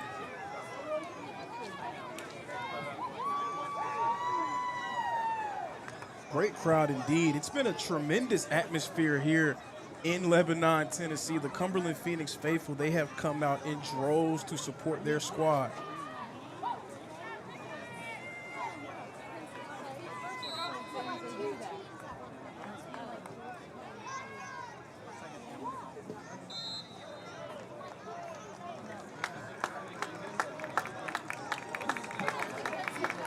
That brings us to halftime. And so we go to the half as it is a 2-point game. The advantage is in the hands right now of the Reinhardt Eagles. A really nice looking first half of action. Lorenzo, some brief thoughts from you on what we saw in that first half. Well, it appeared that we were headed towards a shootout after the first drive from both teams. Perfect offensive execution on both sides.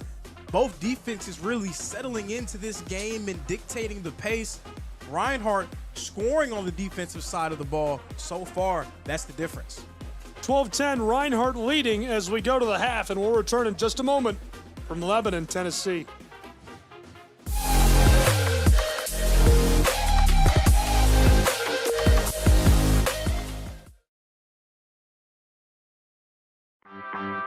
My West Hollywood story is exploring the iconic boulevards, endless shopping, and beautiful galleries. Inspiration is endless in West Hollywood. The neighborhood tells stories of established and emerging artists. You will find fashion and styles from all over the world here. A California sunset is the perfect way to end our day. We will take VIP tickets to this show every night. Our vacation is just getting started. This is our West Hollywood story. Come and find yours.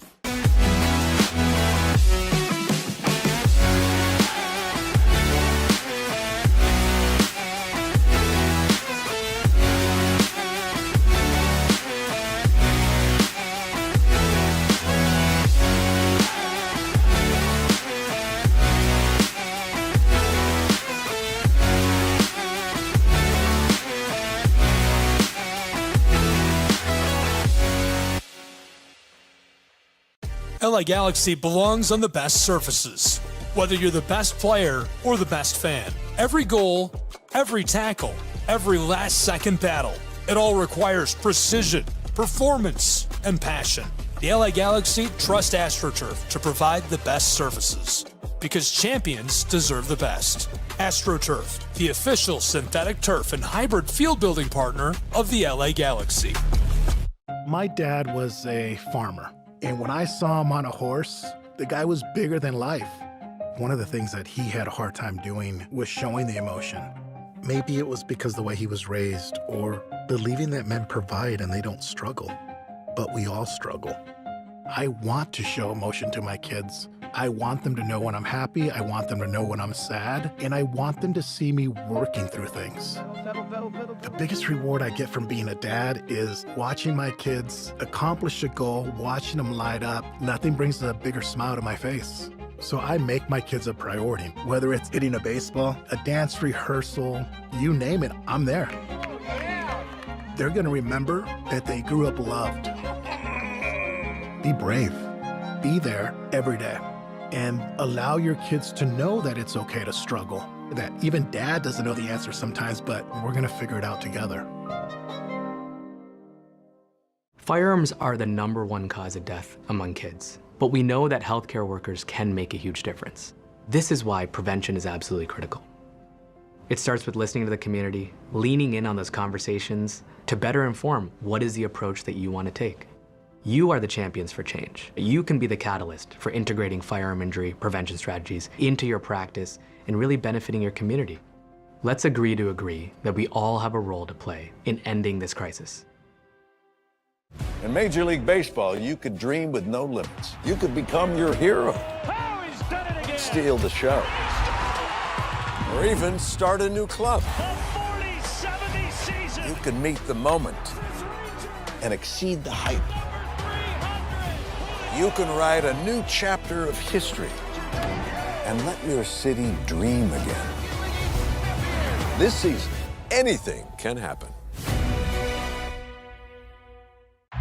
Everyone has a ritual, that small thing that keeps us focused. A habit we never skip to clear our minds and elevate our performance.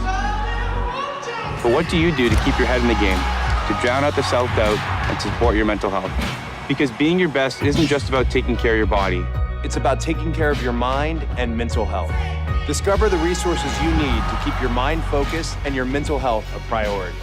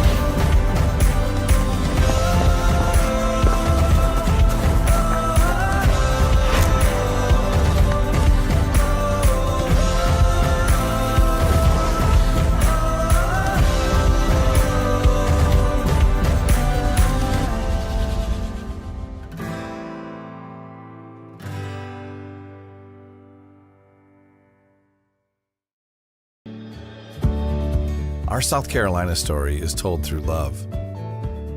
We always felt the need to take a moment for ourselves, and the ocean has always drawn us closer. Charleston was such a romantic destination, with its ancient oaks and beautiful walking paths through town. But we love hiking too, and Greenville gave us a perfect view. This is our South Carolina story. What's yours?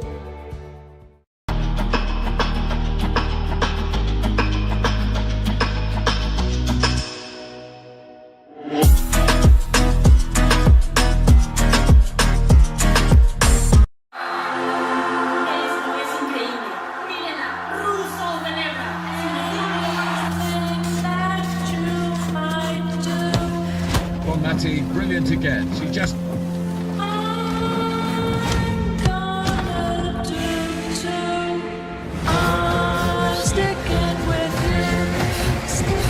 Preparations have begun as the world's best players set their sights on the tournament. Anything that you might do, I'm gonna do too. Well, the atmosphere is building here in the stadium, particularly this coming out.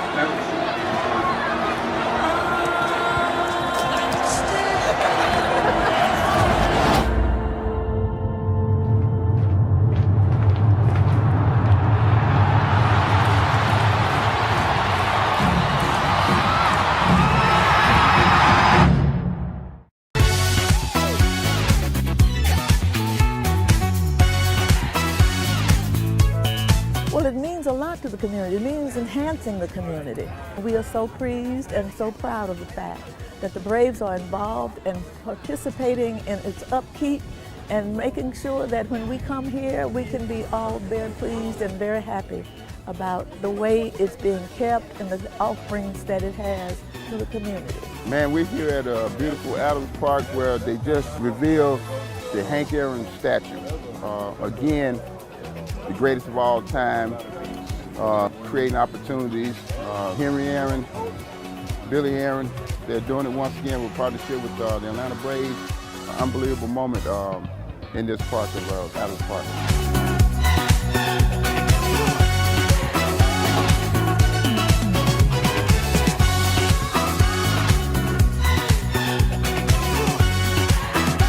Big things for our kids, just to have the inspiration that, you know, maybe one day they can be the next Hank Aaron. So I'm really proud of what the city has done for the community.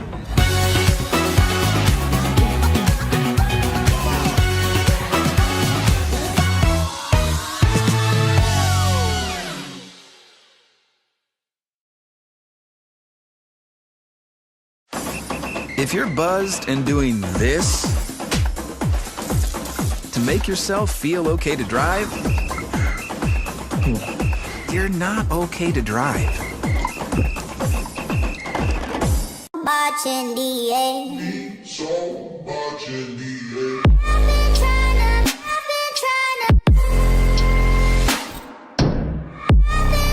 to, why? 'Cause I'm scared.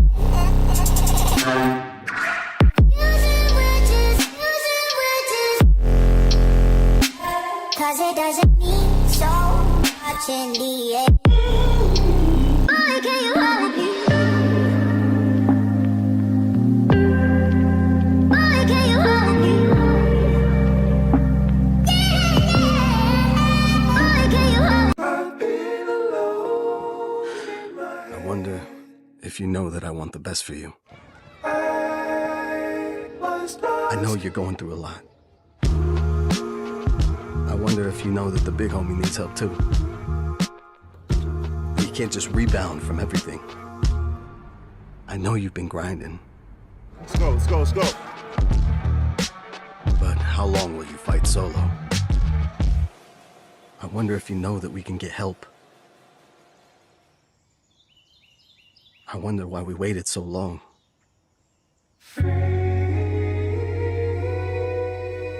I'm not wondering anymore.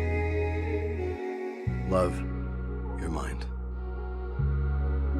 Let's see how far we can go.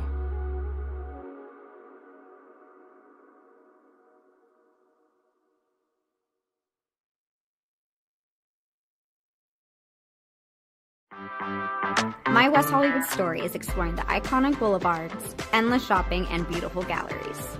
Inspiration is endless in West Hollywood. The neighborhood tells stories of established and emerging artists. You will find fashion and styles from all over the world here. A California sunset is the perfect way to end our day. We will take VIP tickets to this show every night. Our vacation is just getting started. This is our West Hollywood story. Come and find yours.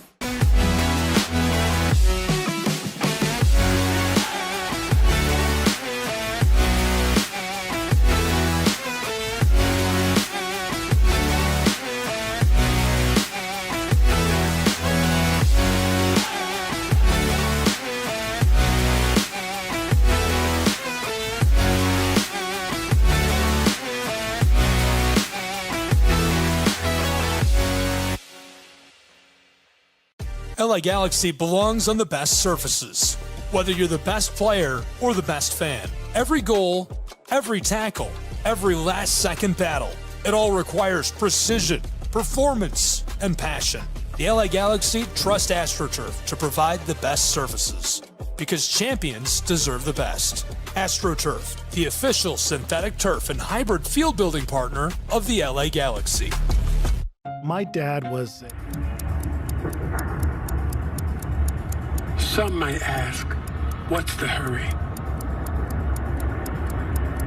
But if it's the difference between getting McDonald's breakfast and settling for a Big Mac, well, run like the wind.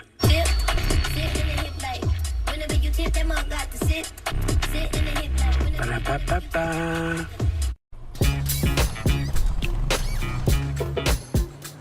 It's like that. Got him and stays fair.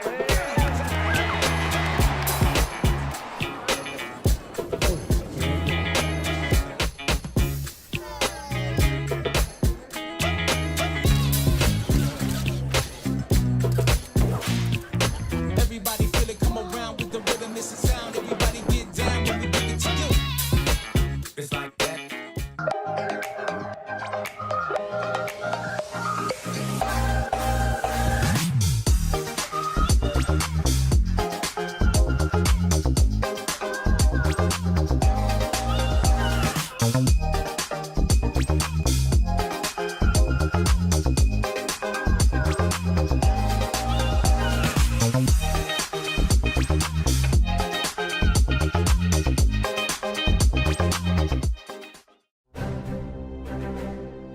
You don't have to wear a uniform for service or sacrifice. Every day, ordinary Americans perform extraordinary acts of courage and selfless service. Please join us in recognizing citizen heroes who have made a difference in the lives of others through their acts of courage and selfless service in communities across America. Nominate a citizen hero today at themedalofhonor.com.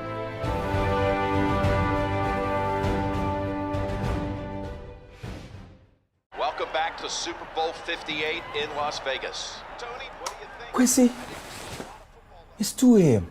You have school tomorrow. Get some rest. See you tomorrow, Saquon. You got it, Quessy. His name is Quincy. The crowd goes wild. Hey, Quincy. Quincy! Your son's fantasies are going to destroy my house. Spin move. Quincy, take the snap. Hike. Here comes Fred Warner. I'm open. He's got Jefferson. Hit the gritty? Nah, hit the Quincy. What is that boy doing? Nobody was little number. Oh no! Bring it, little man. Cam Jordan.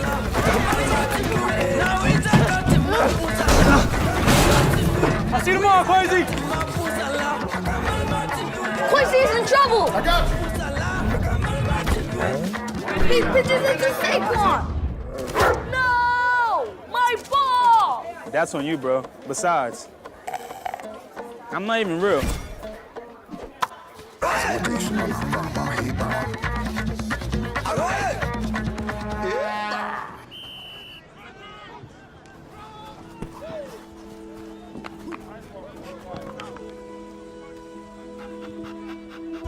Is this your ball?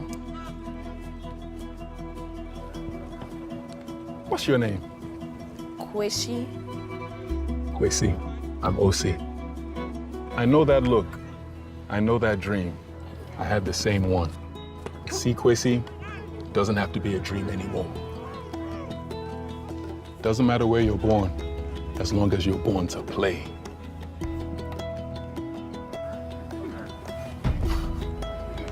Just making sure you were real.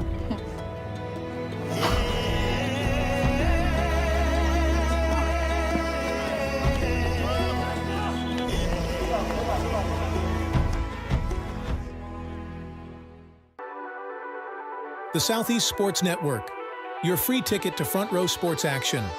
From heart-pounding football showdowns to thrilling basketball games, experience every moment live, all from the comfort of your home.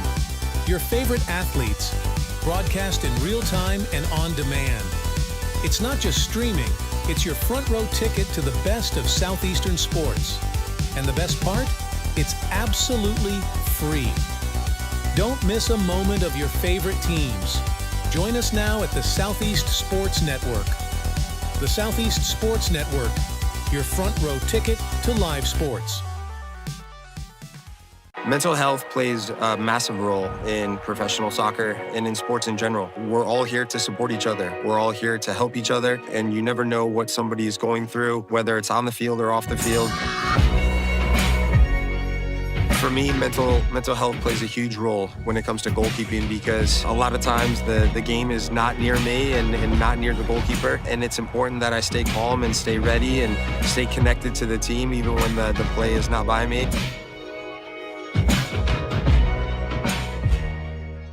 Once upon a time, there was a girl with golden locks. You know what? Maybe it was like a rugged, woodsy dude. Yeah. The beds were too hard, the chairs were too soft, the porridge was too... This Goldilocks wanted something tastier. Those look just right.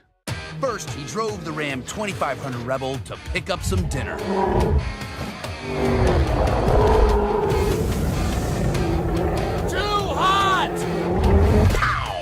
Some really big dinner. Tastes like chicken. Next, he took the Ram Charger deep into the woods to flex his artistic muscles.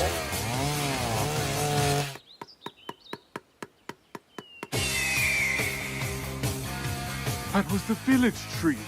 Then, completely abandoning the narrative, he fired up the Ram RHO for a little joyride. Time to jump a volcano.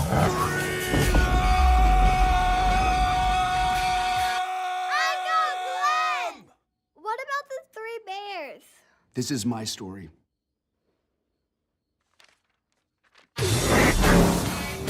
But yeah, the bears were there.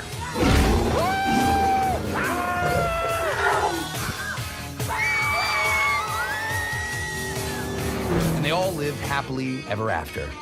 Sorta.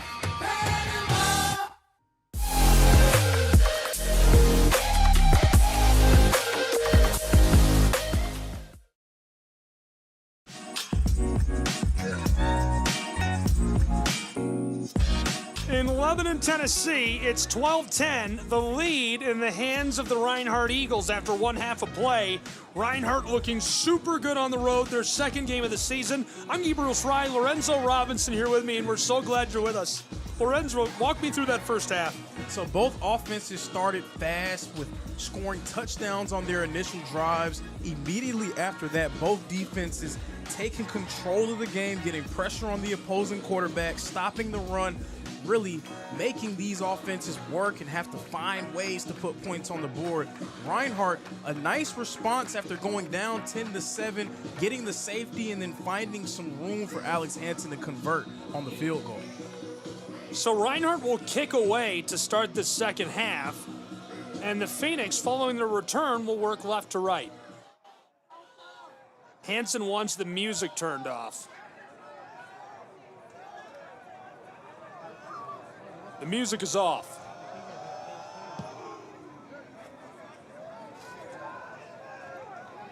Return man has a little bit of a convoy. Breaks down momentarily, cuts to the sideline, 30, spins at the 35, and he's down. Nice return to start this second half for Cumberland. Great field position. We'll see if their offense can take advantage. At one point, it looked like their offense was going to just march up and down the field against this Reinhardt defense. Reinhardt tightening the screws on that side of the ball. But now we're going to look and see if big number 0, Cornejo, starts to take control of the game yet again.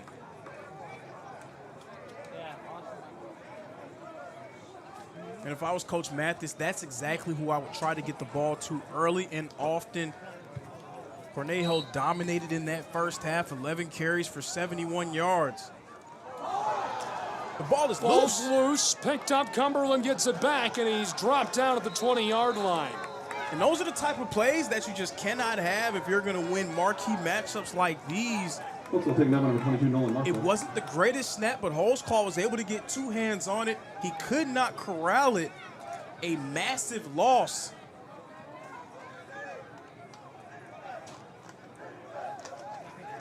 Second down and 25 from their own 20-yard line. Phoenix in trouble. Screen pass. A lot of room. Evades the first tackler. Original line of scrimmage plus 3. And just finding a way to getting the ball to Cornejo has paid dividends thus far for the Phoenix. Second in a country mile. He's able to eat up a lot of that yardage and give them a third and manageable. Yeah, I agree. Cornejo has been creative with the ball in his hands, and he's just found ways to get plays done over and over again.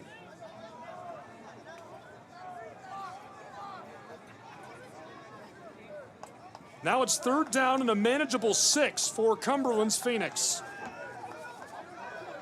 Man in motion is Hatchett. He'll take it on the end around. Lead blocker sets the edge, driving for the line to gain. I think he got it. Getting Hatchett with the rush. And the Phoenix moved the chains on third down. Third down again, Hatchett getting the ball. They're either looking for him through the air or just handing it off to him. So far, he is converting for them. That's the fourth third down conversion this game that Hatchett has had on his own. He's been super important to their game plan and driven them to their current success on offense. No, they're saying it's fourth and short. It's going to be fourth and inches for the Phoenix. Cumberland going for it on fourth and short, right up the middle, battle at the line of scrimmage, and they bowl over the defensive line of Reinhardt.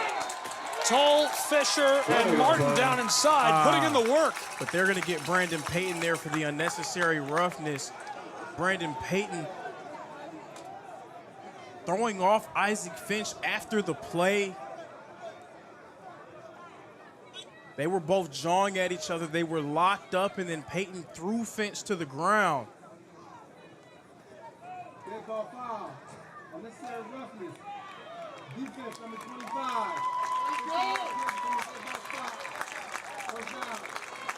That's a Phoenix first down.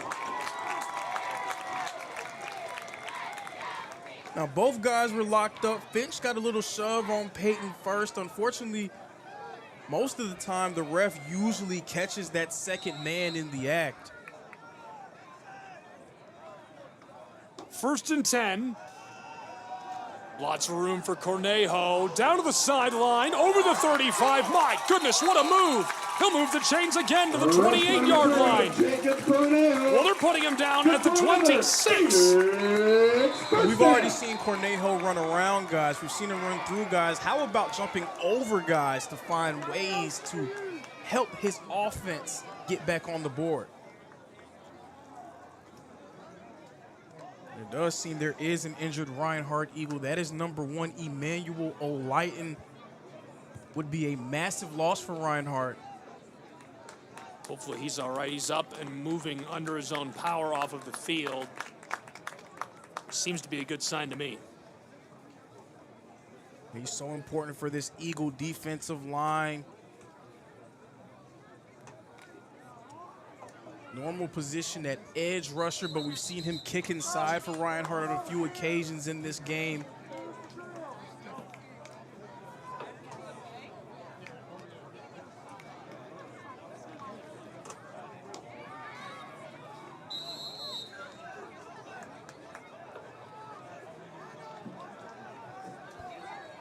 $12:20 to play in our third and a 2-point game. Reinhardt leading the Phoenix of Cumberland.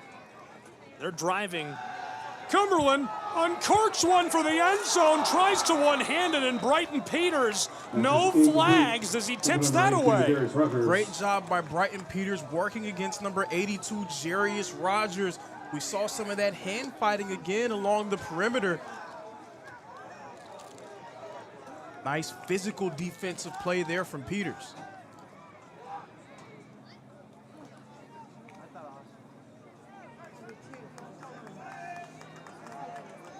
I definitely would expect Cornejo to get the ball here. Didn't get it on first down, but you want to try to get it to him now. Long ball, and he's wide open. 5-yard line. first and goal from the 1 for the Cumberland Phoenix. But how about a perfect play call by Cumberland, taking advantage of the attention that Cornejo going out for a toss would create. The entire defense shifted towards him when it looked like he was going to receive the pitch. But then we saw streaking right down the seam, Carson Posh finding space and getting a nice reception. Great catch by the senior from Murfreesboro. Keeper Cornejo dives, and he's short. 2nd and goal. I mean, they're standing on the line here, Lorenzo. Yeah, and they just wanted to give Cornejo a chance to punch it in, but a great defensive play there from Namari Jenkins coming in from that safety spot to get the tackle. But they're going to have to stop him 4 times. Driving, reaching for the end zone. My goodness, no signal. They'll say he's short. Reinhardt so far putting together a goal line stand. We saw 2 direct snaps to Cornejo, but nothing doing. That Reinhardt defensive line proving to be impenetrable thus far. A very heavy package in for Reinhardt right now. Cumberland will try again. Big number 76, Alexander Hilton, in the game, listed at 407 pounds. Low snap, Holtzclaw takes it himself. Touchdown, Cumberland Phoenix. They're back out in front at home. And they had to get a little bit creative against Reinhardt. Reinhardt, they were not allowing the power run to work. Holtzclaw keeping it for himself and scurrying into the end zone. The Cumberland Phoenix offense back on the board with an impressive drive. Very impressive drive. Very impressive score for the Cumberland Phoenix, who are back out in front by 4 for the moment with 10:35 to play in this 3rd quarter. And Holtzclaw is having a nice day.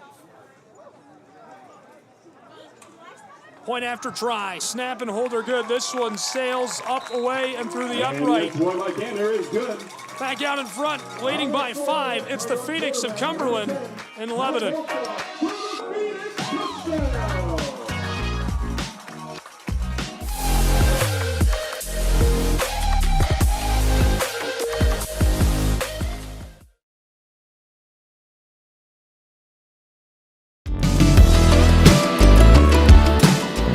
Want to watch your favorite Southeast teams in action? We've got you covered. Stream live games and highlights on YouTube, Twitch, Amazon Fire TV, Stream TV, and more. For all the details, visit our How to Watch page at sesnsports.com. It's your one-stop guide to catching every play, every time, wherever you are. The Southeast Sports Network, bringing the game to you anytime, anywhere.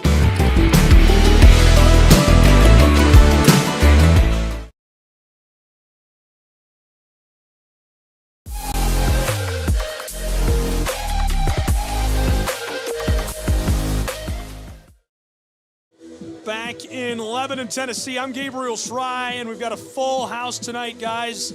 A great game so far. It's 17-12. The Phoenix of Cumberland have just jumped back out in front, Lorenzo. They have. It was a very impressive drive from Cumberland. Holtzclaw getting the job done in the end, keeping it for himself, sneaking into the end zone. Cumberland back on top.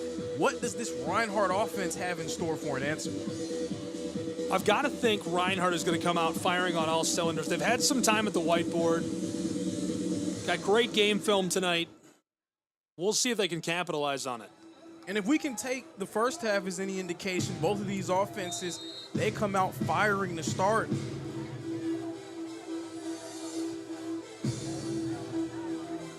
Just a momentary delay with Darude Sandstorm blaring. Coming to you live from inside of Noakes Lassiter Stadium. Return man across the 15, stumbles at the 20, 25, seam through the 30 to the 35 for the Reinhardt Eagles. Nice starting field position on this drive. And that's customary with Tyrus McKee back there deep returning these kicks. Again, he has not been able to convert any of them for 6 just yet. But he's definitely making his presence felt in the return game so far.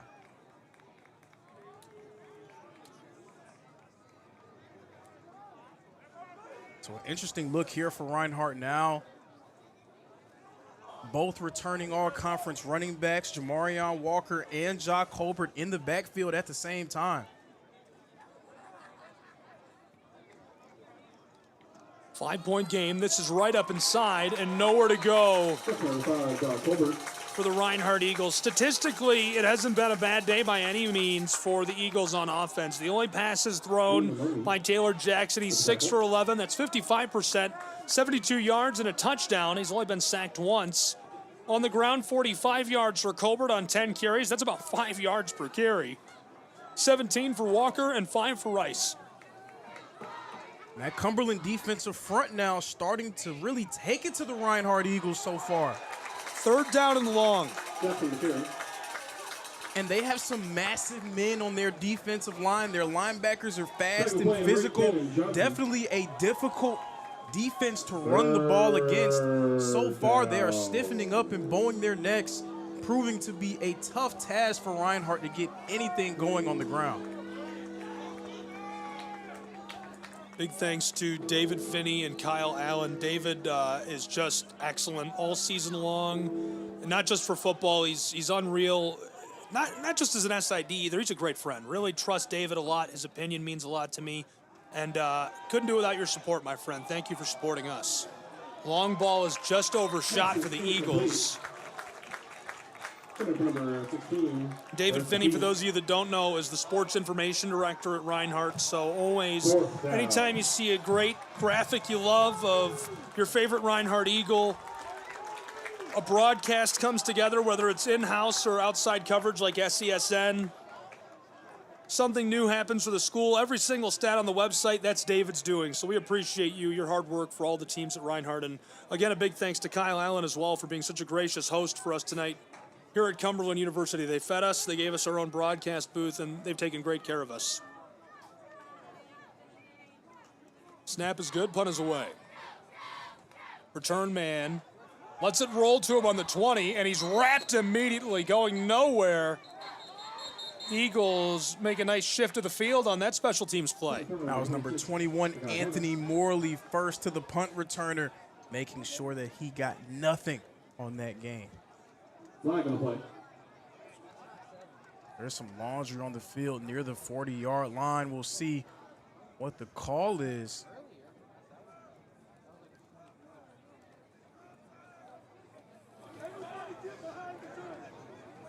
Sportsmanlike conduct, sideline interference on Cumberland. 15 yards from the dead ball spot. First down. So that was the first sideline warning, but it does appear that we're jumping from sideline warning to sideline interference. So those guys for the Cumberland sideline in the way of the referee, the ref saying, hey, y'all got to get back. Y'all got to give me space to roam. Costly penalty, 15 yards marked off. They're going to have to drive 90 yards if they're going to put up another 6. That's a long way. It is. It's the length of the field, and with the way that these defenses have played so far in this game, a tall order to say the least. Cumberland Phoenix take to the field. I see that secondary quarterback, Abston, who we've seen carry the ball. He's on the field. But this is the first time that we see Abston in the game with Cornejo, so we'll see what Cumberland has up their sleeve with these two guys in the backfield at the same time. 1st and 10, 90 yards from the end zone. Cornejo bowls over a linebacker for a gain of 4. He's had a really nice day, to put it lightly. He's been great on the ground. That's going to push his total to 88 yards on the ground, and Abston only 2 carries for 9. But a lot of times you put a guy like Abston in the game to take some pressure off of your running back. So now those defensive ends know they can't just crash against Cornejo, because you have to respect the running ability of Abston. That takes a player away from him and gives him a little bit more room to run. 2nd down, runs over one defender, and as he's dragged down, it's a gain of 7. 1st and 10, Cumberland Phoenix. 8:17 to play in the 3rd quarter in a 5-point game. That's good for So we see the other side of the coin there on that run from Abston. So now when you decide to sell out against Cornejo, Abston's able to take advantage and make something happen for himself. 1st and 10. Still in the game. He'll keep it himself. Cornejo blocks for him, runs over a linebacker, and he'll move the chains all by himself. A 12-yard gain. It's a 1st and 10 for the Phoenix. Holzclaw came out on top in the quarterback battle between him and Abston. But Abston is such a great athlete that he's a guy that you have to find a way to get on the field in some capacity. So not a surprise to see Coach Mathis in the 2nd game in a row having a package for Abston to get on the field and make some plays. We see there a very aggressive runner downhill. Ball's a low snap. Evades one tackler in the backfield and now trapped and dropped. He dives beyond the line for a short gain, but 2nd down, going to be a long yardage situation. And Nathaniel Sanford was the first to get to Cornejo. He couldn't come up with the tackle, but him blowing that play up, forcing Cornejo to slow down a little bit, not giving him a full head of steam going into that hole.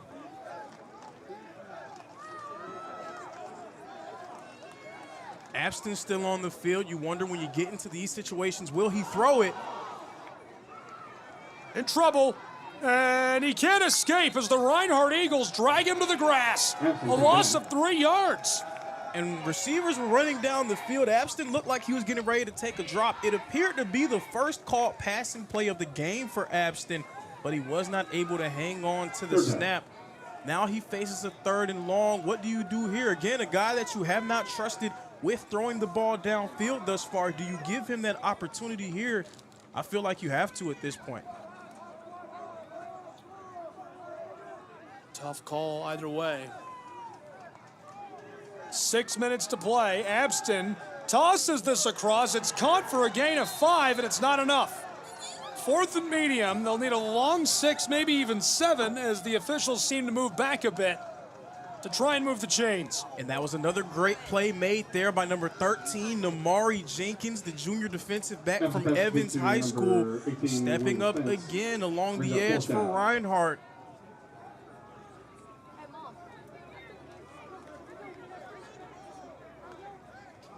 That's an important stand there for that Reinhardt defense. You can't allow Cumberland to take a 2-possession lead here in the 3rd quarter.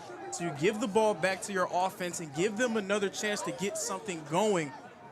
We have not seen Reinhardt effective offensively, though, since the 1st quarter. High snap, got it away. Punter goes down late. This one sails out of play. No flags, and we'll play on. 5:11 to go in our 3rd quarter, a 5-point game.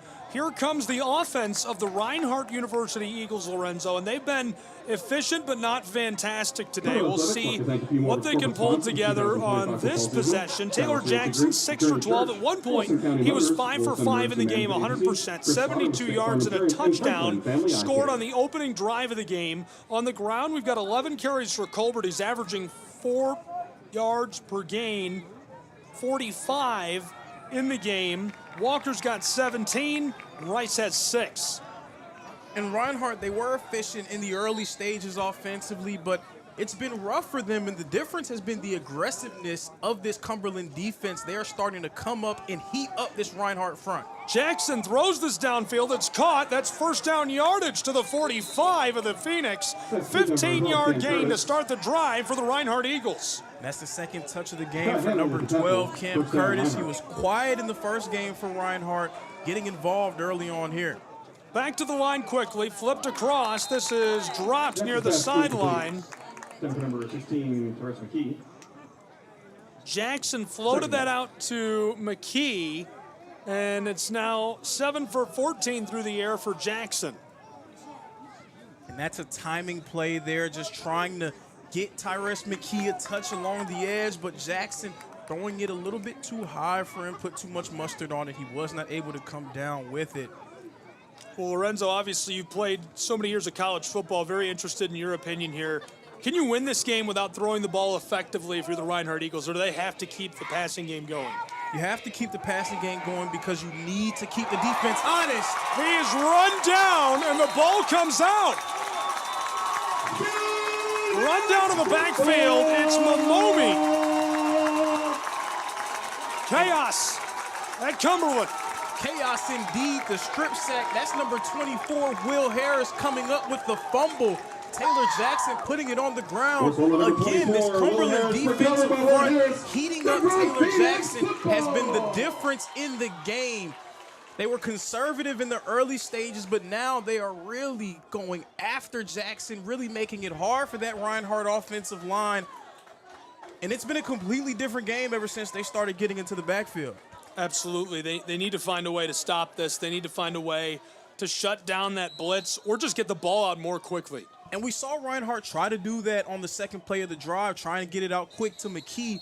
Those are the kind of plays that's going to force that Cumberland defense to slow down a little bit, because right now they have no problem sending 6 and 7 guys into the box and finding pressure.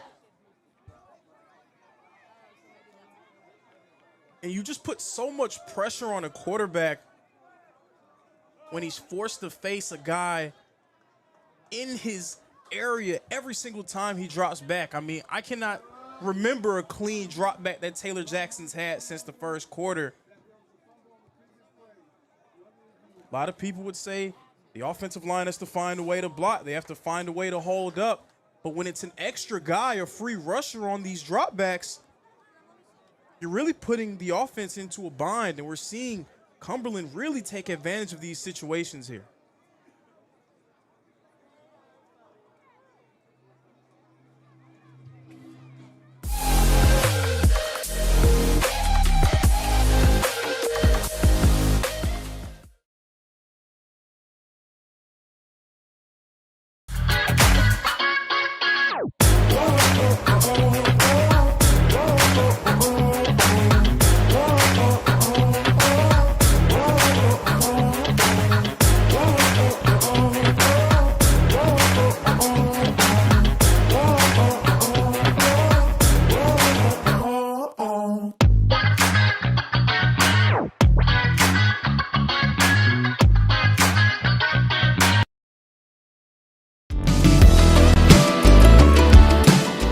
Want to watch your favorite Southeast teams in action? We've got you covered. Stream live games and highlights on YouTube, Twitch, Amazon Fire TV, Stream TV, and more.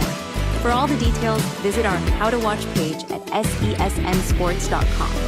It's your one-stop guide to catching every play, every time, wherever you are. The Southeast Sports Network, bringing the game to you anytime, anywhere.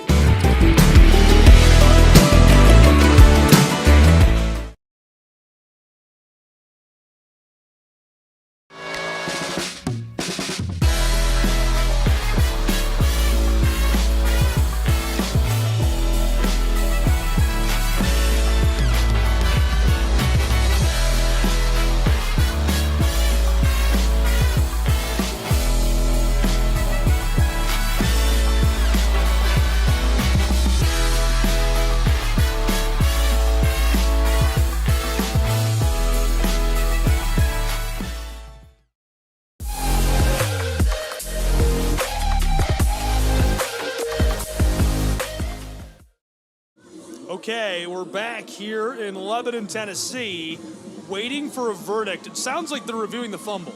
They are reviewing the fumble. They just want to make sure such an important play. It does look like the call will stand with the offense returning to the field.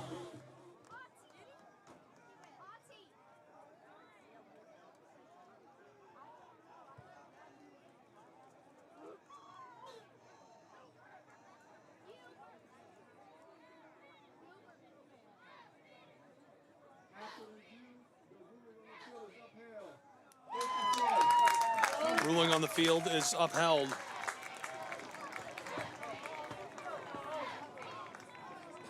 And to the naked eye from up here where I'm sitting, it didn't really appear to be anything that you could have overturned there. So a good call from the officiating crew. Phoenix lead, they've got the ball. In trouble, smacked, he can't escape, and blown dead. Behind the midfield stripe for a loss. Big time play by the Eagles getting through. Number 88, Nathaniel Sanford coming up with the sack for Reinhardt. He's been finding his way into that backfield of Cumberland on a few separate occasions, this time finding his way all the way home for the sack.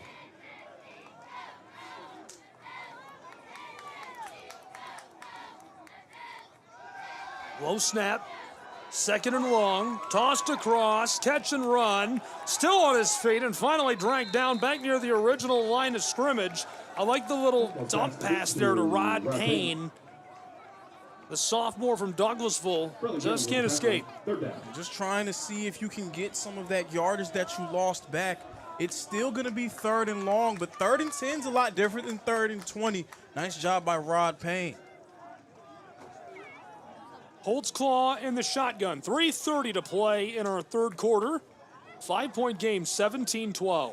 This is where they've gone to Caden Hatchett, but he's not on the field. Rolling to the close side, Holtzclaw. Pressure coming, tosses this downfield, and it's dropped through the hands of a would-be intercept. Reinhardt's defense holding firm there. A sudden change, a turnover, but it does not faze that group. Outside of those initial drives from Cumberland, the first drive of the first half, the first drive of the second half, it's been a very fine performance from this Reinhardt defense. The Eagle offense has to try to pick up some momentum and give this defense a little bit of help. I agree. It's not really a cliche, but I have a rule I like to go back to, and it's not something people have been saying for a long time. You know mine. If you hold a team under 24 points, you should win the game. Got to win. 3:20 to go in the third quarter. 5-point game. It's 17-12 Phoenix. Reinhardt has produced 12 points to this point. We'll get another look at their offense here. 12 points to this point. 7 of them came on that first drive with that touchdown. 2 of them came from the defensive side of the ball. So Reinhardt's offense, since that first drive, they've only produced 3 points in this game.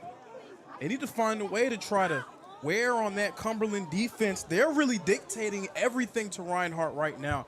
They're attacking the Eagles. They're playing with more physicality, with more passion, with more fire. That's been the difference. Will that Cumberland Phoenix defense continue to be aggressive? We already see the outside linebacker creeping. Jackson gives it, look at the wheels, tries the outside hip of the right tackle, and he's trapped after a gain of 3.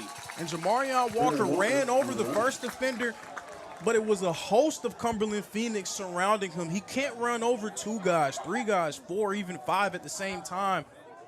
Friends and family plan in effect for the Phoenix. We talked about Walker on the drive here. 5'7" junior from Cook County in Georgia. 2 touchdowns in week 1. And Walker and Colbert, they complement each other so well. And we'll see the third guy in that backfield now, Harlem Diamond in the game at running back. Fakes the give, quickly thrown.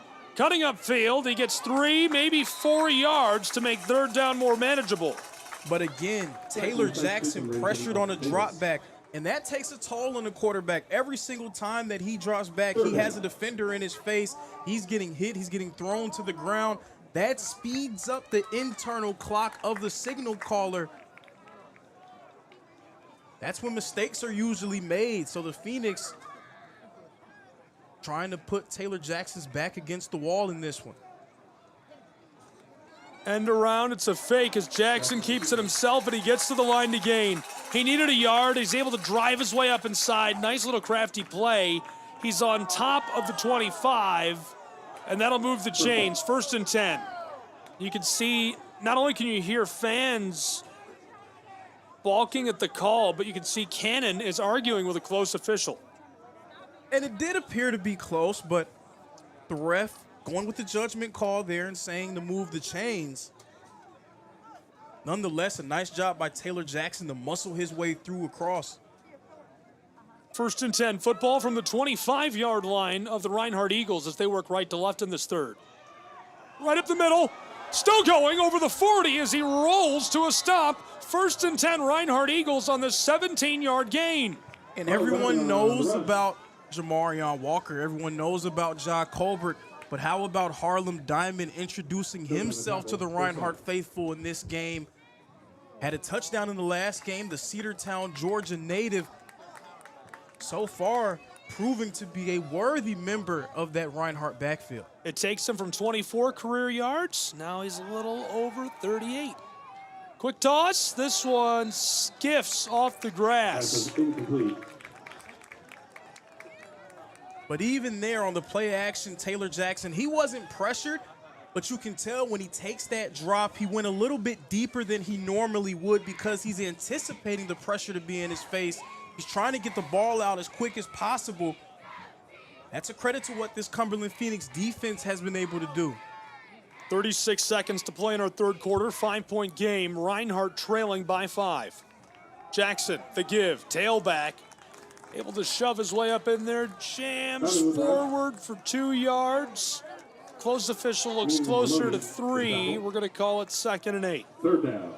It's going to be another 3rd and long here. And this is where Cumberland, they've been effective at playing games with that Reinhardt offensive line, bluffing different guys, sending pressure from different angles. We'll see what they try to do here. I don't think they'll run a play. We've got 5 seconds to play in the third quarter as bodies move and flags fly. There was flinching on both sides. We'll see which way the flag will go. Offense number 89. They're going to move him backwards after the tight end jumped. 1 second on the clock in our third quarter in a 5-point game. Those are the type of mistakes that you cannot have. Turning point plays, third downs, those type of situations, you have to give yourself a chance.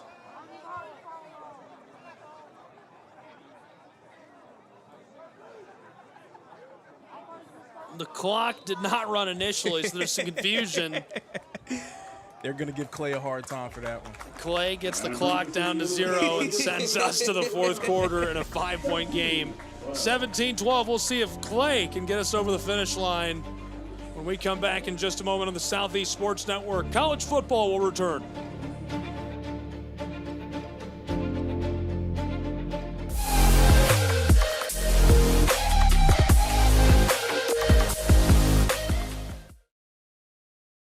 The Southeast Sports Network is now on Amazon Fire TV. Now you can download the SESN app and watch on any Amazon-enabled device, such as your Fire Stick. The easiest way to download the app is to go to our website, find the Watch SESN tab, and click Fire TV app. Then just select your device from the list. That's it. Free and easy. Enjoy watching the Southeast Sports Network on your Fire TV, Fire Stick, or Fire tablet with just a few clicks.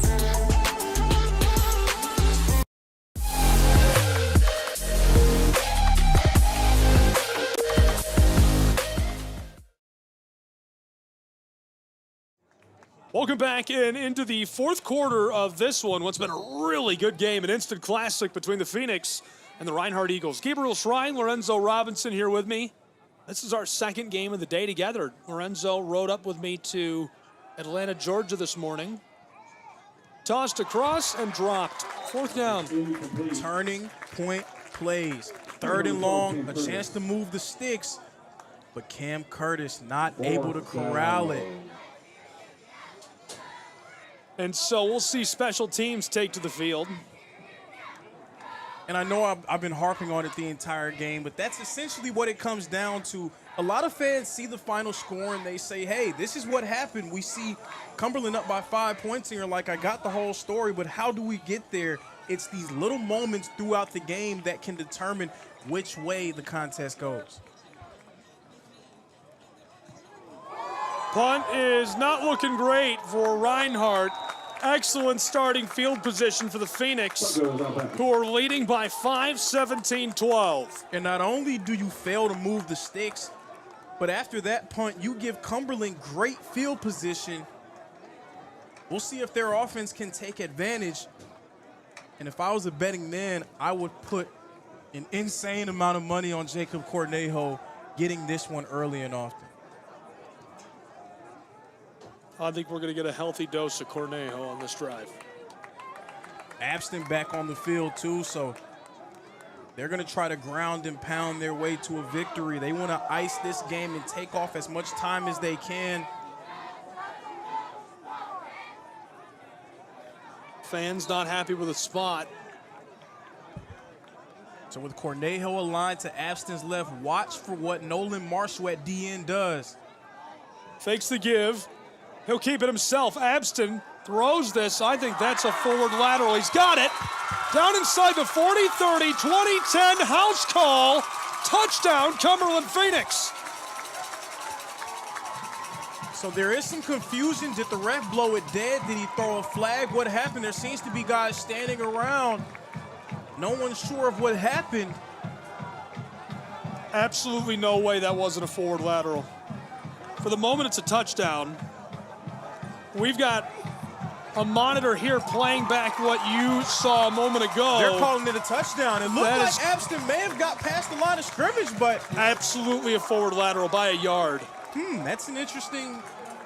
And I'm not here to, it's fine. Yeah. What are we going to do about it? We're here to cover the game. That's an interesting call, though, because, again, I say naked eye because this is just me in the booth calling it. Look at the scoreboard here. Look at the big billboard. Watch it. You can see his body is well beyond the line of scrimmage. So the rule is, this is where some people get it misconstrued. Any part. If any part of your body is behind the line of scrimmage, then it is an eligible forward pass.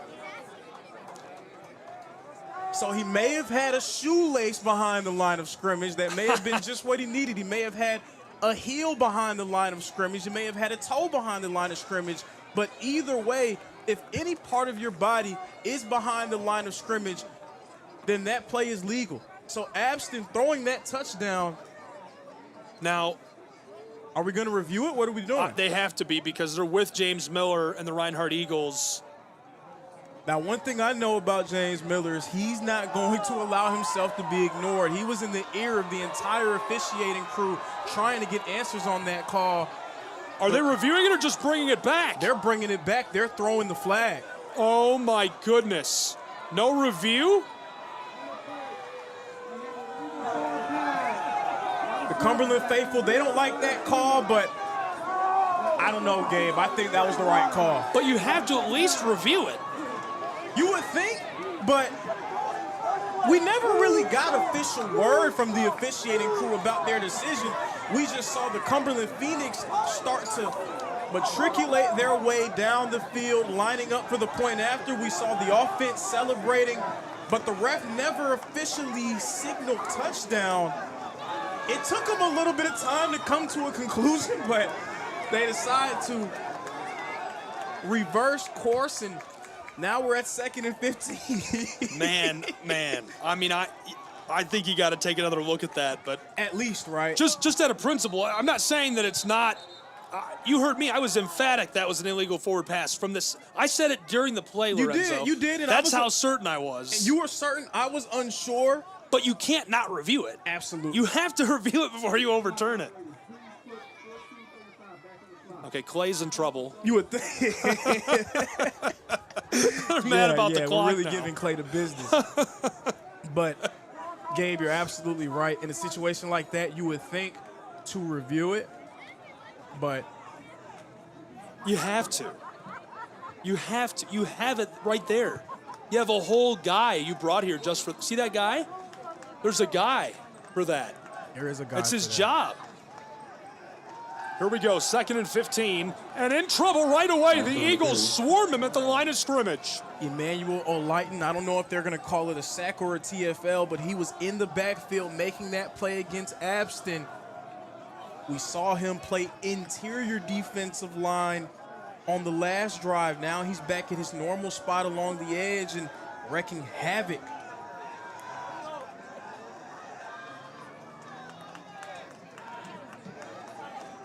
Third and longs with Abston on the field. They have not called many downfield pass plays for him.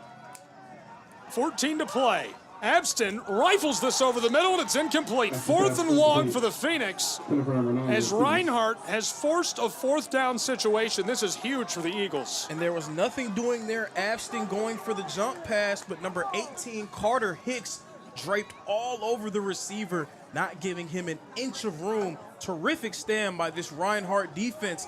Again, this Reinhardt defense has stepped up on multiple occasions. Reinhardt's offense has to come together and get the stop. 24 points, Lorenzo. 14 minutes to play. 5 points separate us right now. It's 17-12. the Phoenix of Cumberland lead Reinhardt University's Eagles. So you went back to that rule. Greg Blue, one of the great safeties for the University of Georgia, he had a rule as well. Could be trouble. Reinhardt loses the ball, scrambling for it in the end zone. Cumberland's got it. Touchdown, Cumberland Phoenix. What a turn of events in this game. Tyrese McKee tried to catch it off the bounce. He was unable to do so. The ball rolling into the end zone, and the Phoenix landing on top of it. The official signal touchdown, Cumberland. They go up 2 possessions in a game where scoring has been hard to come by, Gabe. Ball don't lie. In the immortal words of Rasheed Wallace. Phoenix out ahead, 23-12 with 13:43 to play. How about the roller coaster of emotions? You heard that from the crowd. They're saying, hurry up and kick it before they take the points off the board. I love it. The That's crowd, hilarious. they were up and then they went down, and now they're back up again. It's going to be hard to turn them back down after that one. Now all the pressure in the world on the shoulders of that Reinhardt offense and quarterback Taylor Jackson. Lorenzo to double the score of the Eagles, seeking 24, the point after try. And again, that Reinhardt offense, it's been so difficult for them to find ways to move the ball since that initial drive. Now trailing by 2 possessions, you almost have to go through the air. The only problem is that Cumberland Phoenix defense, they've been finding ways to create pressure through blitzing. Snap and hold are good. This one's set up away and finds its way through the uprights to make it 24-12. The lead strong in favor of Cumberland and the Phoenix. We'll break and return with more college football in the late stages in just a moment.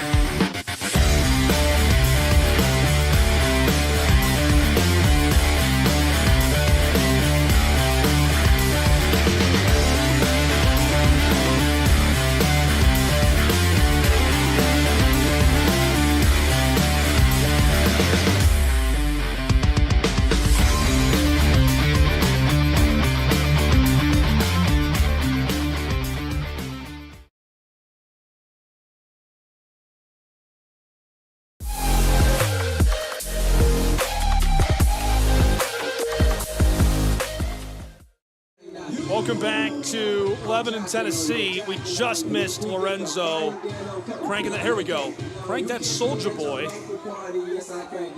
Gabriel Shrine, Lorenzo Robinson, and we're into the late stages. 13:43 to play.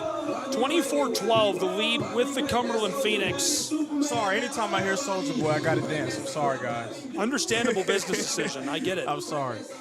But a turn of events here, the Cumberland Phoenix taking a 2-possession lead on the Reinhardt Eagles after that terrible mistake by the return man. Pushing forward. Trapped for a moment before he escapes and finally dragged down just shy of the 35 of their own side of the field. And again, Tyrese McKee making his presence felt in the return game, getting that Reinhardt offense in the pretty good field position yet again. So now down by multiple scores, you figure that they have to go through the air, but there's still a lot of time on the clock, so you don't really need to do anything drastic offensively. You figure that your entire playbook is still open with 13 minutes left, but you're beginning to run out of time. Yeah, sort of into the late stages here. You probably don't have 3 possessions left. Eagles rope this across, and it falls to the grass harmlessly. But there is a real difference in the way that Taylor Jackson approached his dropbacks in the first half compared to what's happening in the second half. You saw there chopping his feet, trying to deliver the ball as quickly as possible because, again, he's anticipating the pressure from that Cumberland Phoenix defense.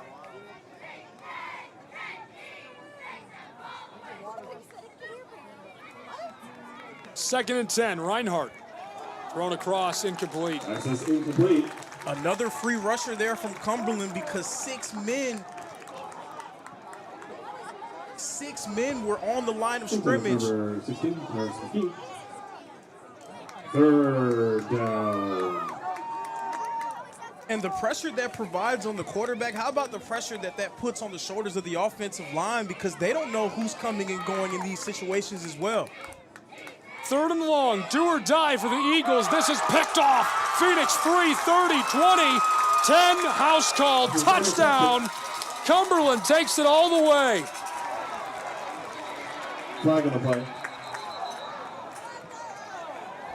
Beautiful play for the Phoenix of Cumberland. There is a flag on the play, but Daniel Smith, for the moment, the junior from Jackson, Mississippi, takes it to the house with a score.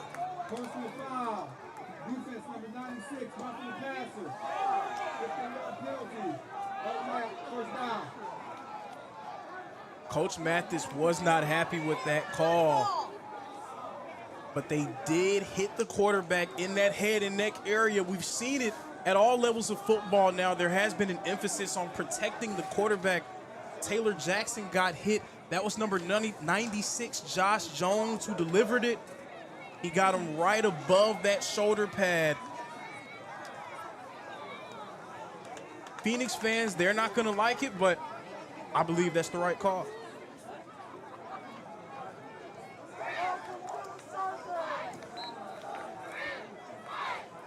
So Cumberland hands over a gimme to Reinhardt to try again. An answered prayer.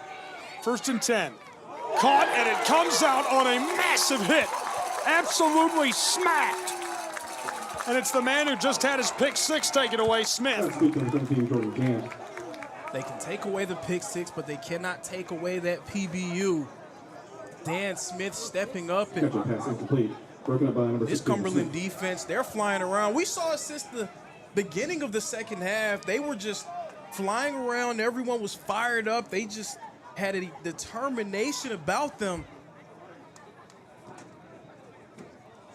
Taylor Jackson, 2nd and 10.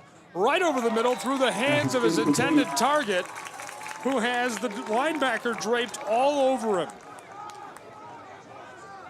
Again, heating up Taylor Jackson, sending 6 and 7 men on pressure.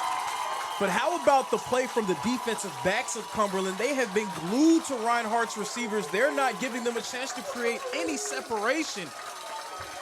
Yeah, Smith, Johnson, I mean, Mamoni, they've all been incredible. So look at this again. 6 men on the line of scrimmage. Every linebacker standing up. They're bluffing, trying to play games with that offensive line.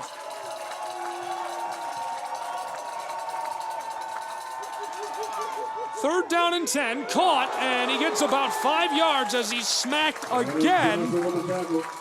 This time, it's Cannon Johnson.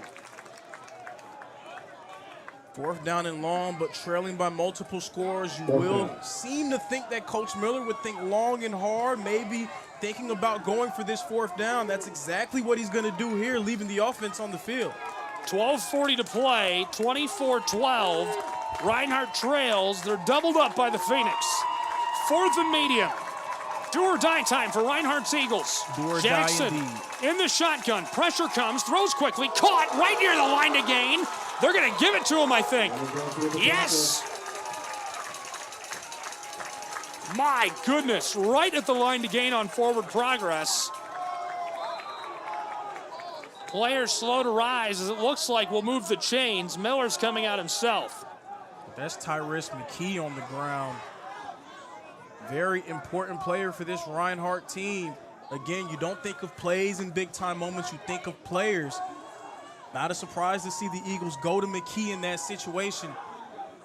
Unfortunately for the Eagles, seems to be shaken up a bit after the play. Hopefully he's all right. They'll take a moment, check on him. We can only hope it's good news.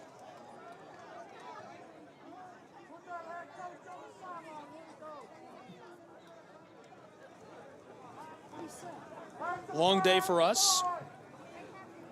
Lorenzo on the crew all day long with me. Started at 10 a.m. in Atlanta, Georgia, thanks to Matt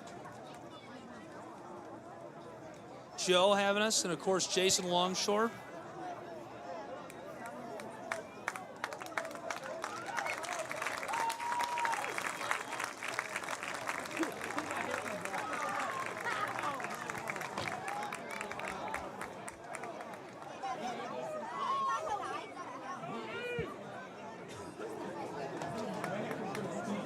That's actually Genty. No. Ready. Genty's out. 12:22 to play. They're measuring.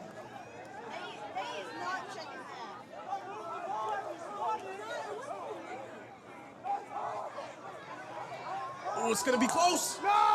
They're moving the chains. Listen to the Cumberland Phoenix fans.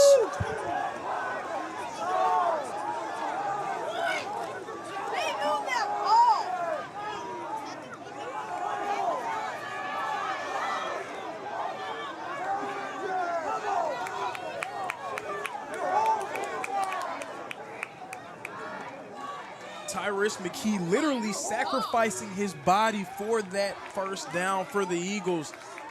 Big time fourth down conversion, but with him now not on the field, who's the next man that they're going to try to go to in a big time situation? 12:17 to play, 1st and 10. Jackson uncorks one down the sideline, caught. 15, he's got it. Into the red zone go the Reinhardt Eagles, an absolute man of a catch. And what a grab one-on-one for number 12, Cam Curtis. He was quiet in that first game. That was his third touch of this one and the loudest of them all. Grown man move from number 12, Cam Curtis. The former Yellow Jacket from Calhoun, Georgia, local to the Waleska area. Covered him playing his senior year against Lafayette High School. He's a great football player in high school as well. Long ball, back corner, this one overshot. Probably a good thing for Reinhardt. Some serious hand fighting on that. 11 and a half to play. We're seeing the Eagles go with some more max protection type looks. Having both tight ends on the field, keeping at least one of them on the line at all times. Having a running back there in Jamarion Walker also in to protect.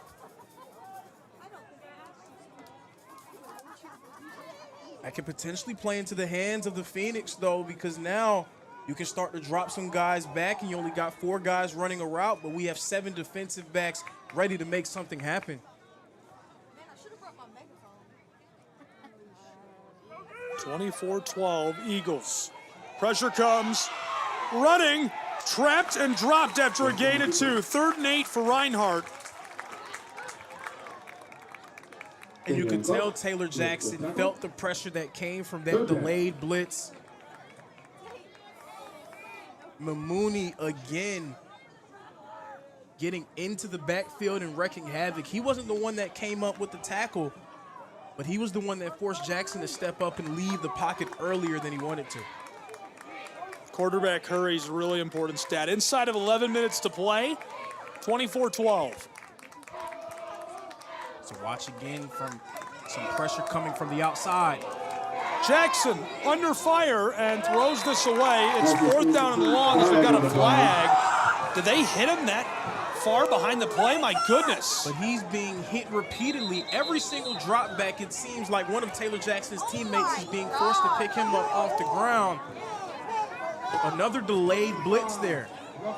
I was looking downfield. If they hit him that late, that is absolutely flagrant. That is embarrassing. And that's sort of the drawback that you get when a defense is playing as aggressively as Cumberland, because now we're trying to make a play. How do you dial that group back? How do you tell them, all right, guys, we need to calm down, when that level of aggressiveness is what got them to this position in the first place? You know, I'm very afraid of the game we love being changed. I love American football, but you just can't hit like that. You could not be hitting people that late after the play. I don't care if it's the NFL, high school, or college football. 10:42 to go. Jackson, end around. It's a keeper. Rolling into the house for the touchdown. Reinhardt gets one back. It's 24-18 with 10:36 to go. And how about Taylor Jackson under fire that entire drive, fighting off multiple late hit attempts? but staying in the fight and giving his team a chance. Reinhardt drawing within one possession. Taylor Jackson, that is going to be good for 20 yards on the day and his second touchdown on the ground.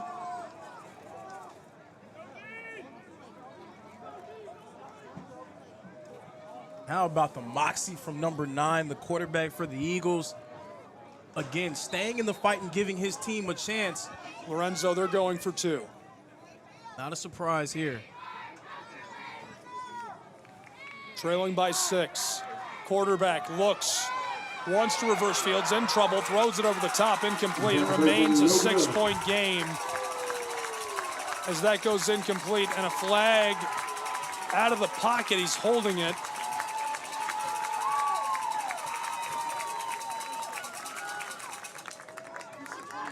So to remain a 6-point game with 10.5 to play.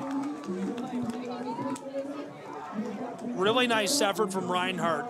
You know, you see Taylor Jackson taking an absolute beating all the way down the field. 10:36 to go, he's able to punch that in. Very important touchdown. It keeps this alive for Reinhardt's Eagles. Without that, this game is over. It does, and at one point, there was a pick 6 on the board for Cumberland. The score was 30-12. That got wiped away from that unnecessary roughness penalty. And then again, 4th down, a chance to get off the field. Tyrus McKee in a turning point play, moving the sticks by an inch, helping Reinhardt stay alive. All of that leads us to what we have now. It seems like this game is going to go right down to the wire game. I agree, and you basically can't afford to allow a score on this drive. You have to find a way to stop the Phoenix. I think if Cumberland scores here, it's basically over.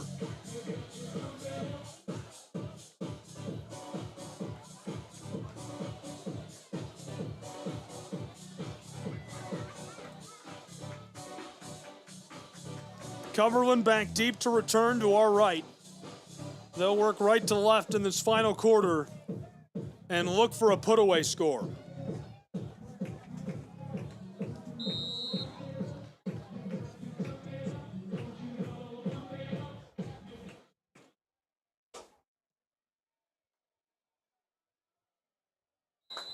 Sent long, and this one is off. Flag.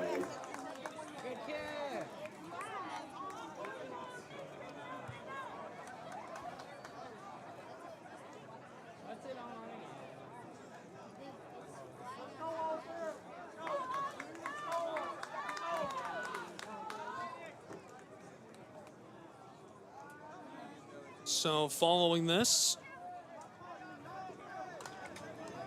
here's our referee. Looking for the call from coach. He's got it. They're going to spot him at the 35-yard line on the far hash marks, and we'll get to work. Free kick out of bounds. Kicking team. Gonna set the ball at the 35-yard line.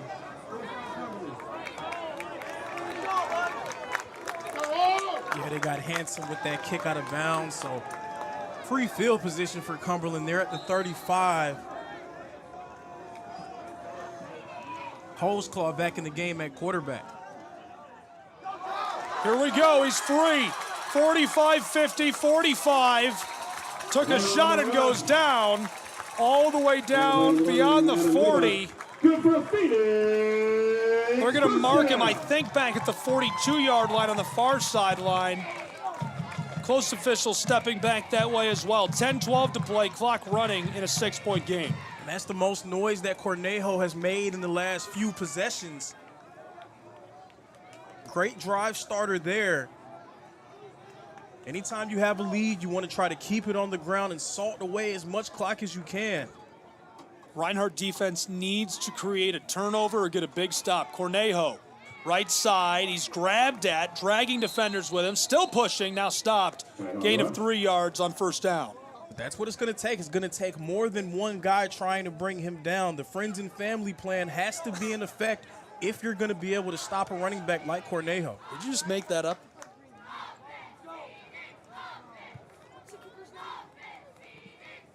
You ever heard it before? I have. Well, from who? I don't know. Well, there you go. Okay. Second down and 7, 9:16 to play. Here's the give, slides off of one would-be tackler and dragging the defensive lineman with him for a gain of 1. Third and medium, 9 minutes to go, clock winding in a 6-point game. And the first guy in the backfield to slow him down was number 54, Kyvon Rivers.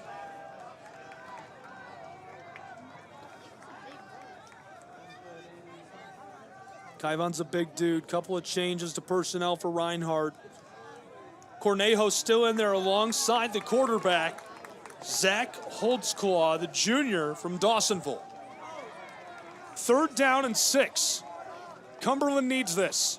Low snap, Phoenix man gonna take off with it. He's smacked in the backfield. Slow to rise, hopefully he's all right. As the football is gonna be a 4th down situation for Cumberland.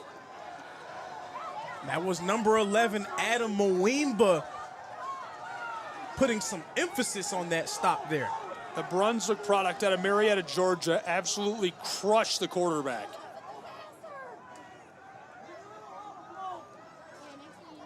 Hate to see it. 8:26 to go, the clock has stopped, and as they take a moment to check on him, hopefully we'll have good news when we return.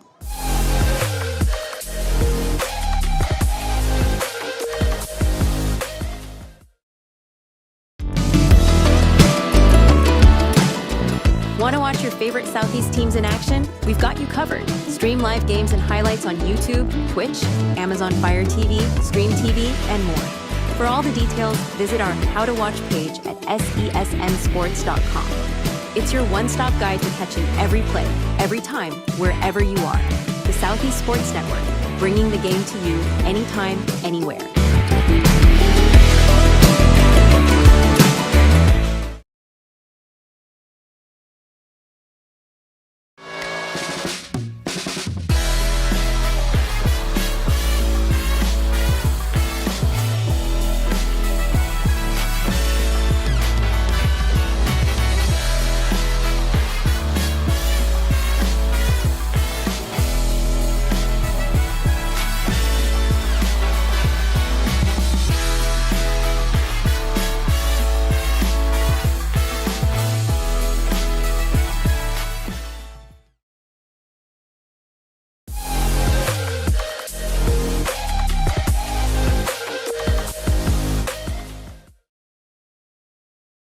Welcome back to Lebanon, Tennessee.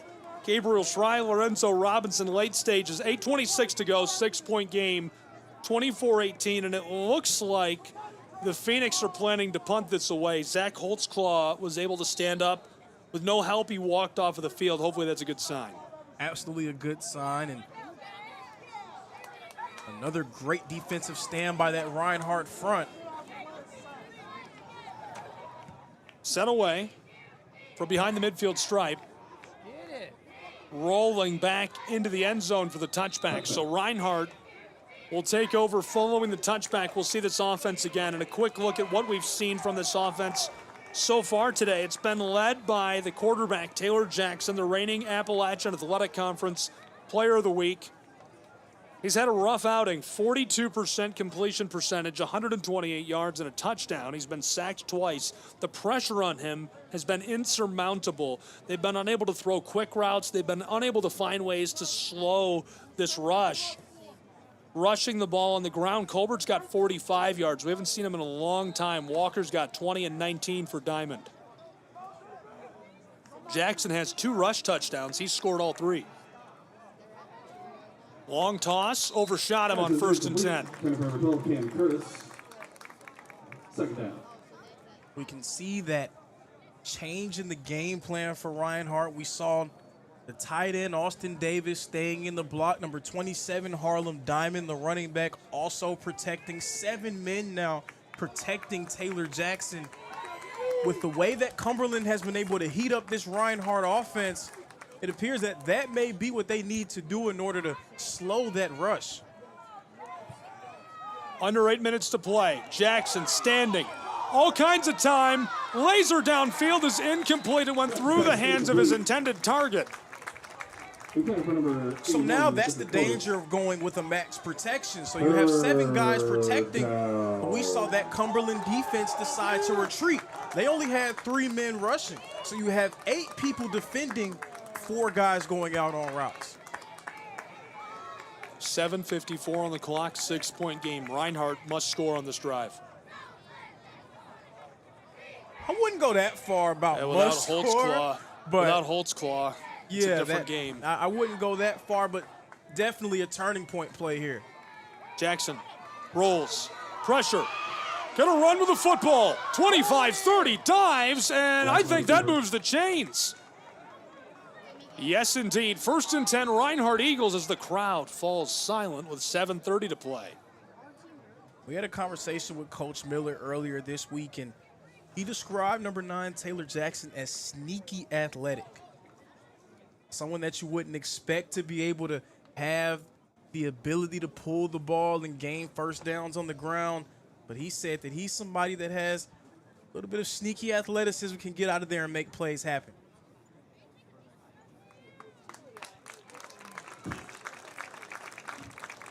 Thankfully, Cumberland's man back on his feet.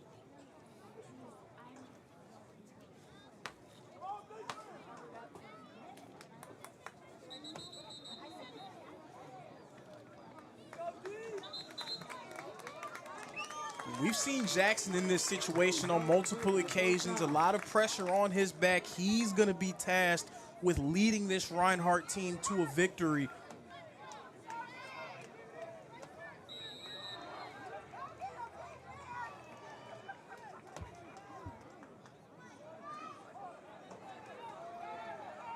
Here's the give. 7:30 to play, 24-18. Now 7 minutes and 26 seconds. And again, nothing doing for number 6, Jamarion Walker. And we see the dance moves there from the big nose guard, number 99. 7:15 to go. Play stop to the whistle. Woodens Pierre Lewis had a nice dance move that got the crowd going there. Reinhardt tried to snap it quickly and take advantage. Clock stopped as well. 7:12 now as it's running. Never mind. They've started running it again. But just look at the size on that defensive front for Cumberland in this game. Number 47, Tavion Clark, 6'5", 260. 96, Josh Jones, 6 feet, 314. Woodens Pierre Lewis. Caught. Eagles man reverses fields. He's free. 45-50, opposing 45, and he'll step out. Massive shift to the field. 1st and 10 Eagles into Phoenix territory with 6:45 to play.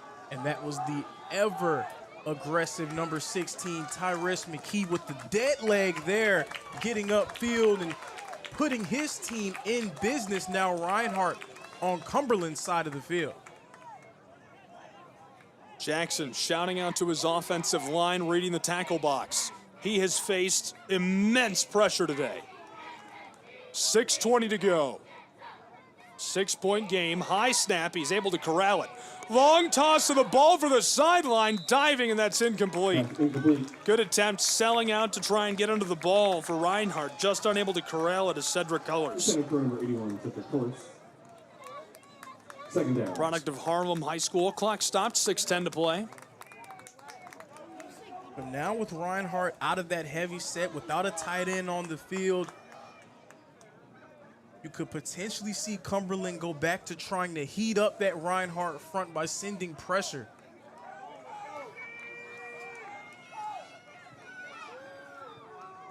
Far side, slipped the first, and after someone gets by the block, a big chip laid on him inside of 6 minutes to play as it's a medium yardage situation. About 6 to go.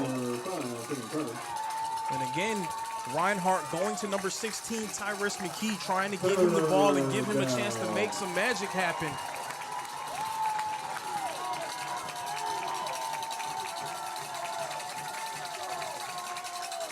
From the 40, it's 3rd and 6. Crowd is loud.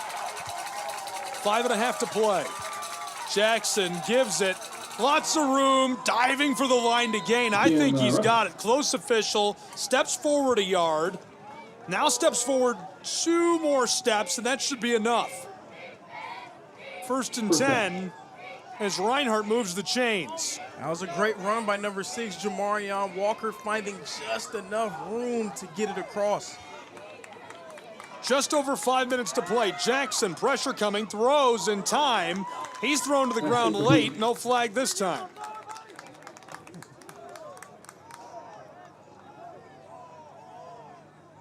Five minutes, 4 seconds to play, 24-18. Reinhardt trails to the Phoenix of Cumberland.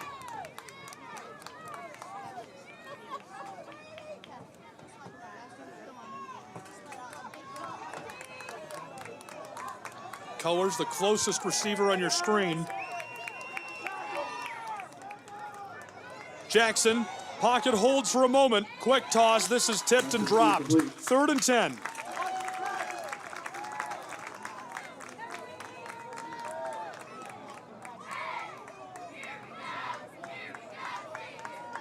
Number 87, Austin Davis.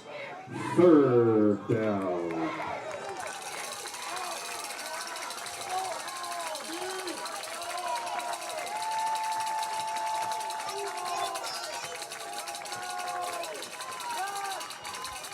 Third and 10. 5 minutes, 4 seconds to play.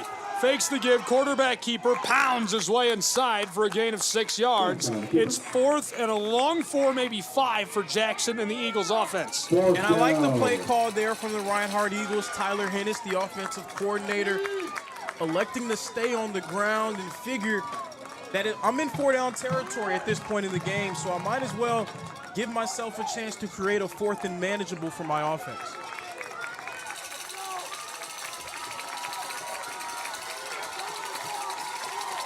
Play call is in. Nasty split with these wide receivers.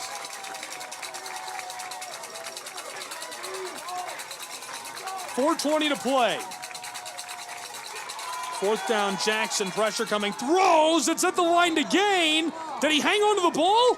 Chains moved. Reinhardt moves the chains just outside of the red zone at the 24-yard line. And what a play there. Taylor Jackson finding Jacorian Polk just across the line to gain.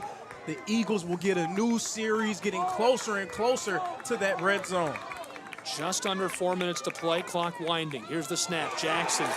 And down for a huge loss, slow to rise as well. Taylor Jackson trying to go for the play action, but as soon as he turned his head, number 8, Cannon Johnson, was all over him. That Cumberland defense again sending a delayed blitz, this time getting home and creating a 2nd and long.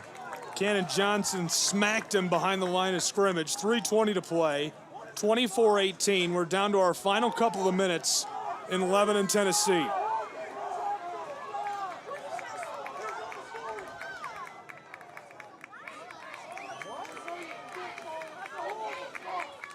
Three out wide, one receiver isolated on the close side for Jackson.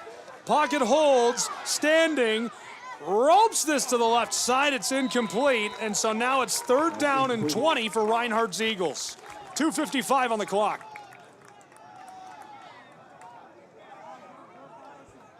Third down. So after that sack from Cannon Johnson, you get way behind the sticks. It puts a lot of pressure on your 2nd down play. If that can't get you anything, it gives you a 3rd and very long. Expect another play here, though, with Reinhardt just trying to get a chunk play and create a 4th and manageable. And we're stopped. A break on the field. Timeout taken by the Phoenix of Cumberland with 2:55 to go. Understandably so. They're going to take a moment and make sure they're ready for what's next. We will also. 2:55, 6-point game, 24-18.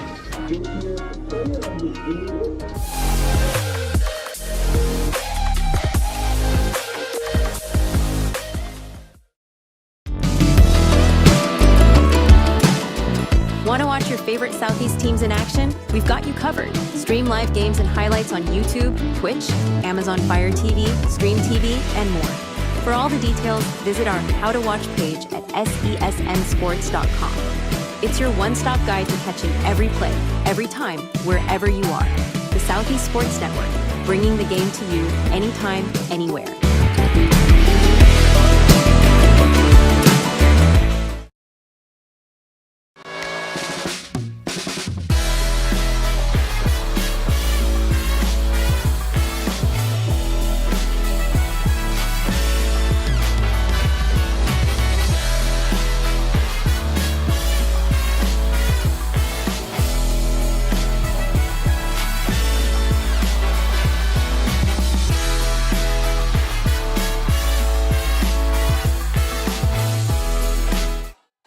Back in Lebanon.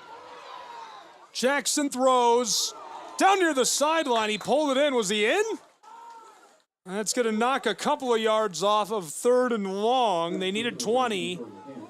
2:40 to play. The clock is running. That play was just a call to get a chunk of yardage, though, and give yourself a 4th and manageable. Unfortunately for the Eagles, it didn't really go as planned. Still a long way to go to convert. Under 2.5 to play at Noakes Lassiter Stadium. You see those linebackers creeping. Jackson, pressure comes, steps up, lots of room, tosses it over the middle, dropped. It would have been a pick. And so it's a turnover on downs to the Phoenix with 2:10 to play. Jackson again was under some pressure. He had to step up and throw it. Very nearly intercepted, but probably better for the Phoenix that it wasn't intercepted. Absolutely. I'm not sure why they're upset. Well, I mean, if you're a defensive back, you want to try to grow your stats, right? You want to get that interception, have the picture of you catching the ball. But you know what they say? DBs are just receivers that can't catch. So, sorry. Wow. Sorry. That was hurtful. Sorry. 2:10 to go, 24-18, 6-point game. I didn't mean it, defensive backs. I swear I didn't. You have to talk to Markel about that one. He's going to have some words for you. He used to play receiver.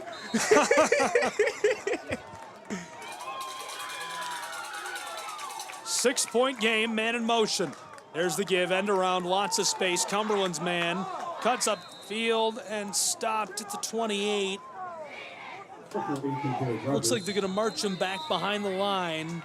And 2 minutes has arrived on our clock.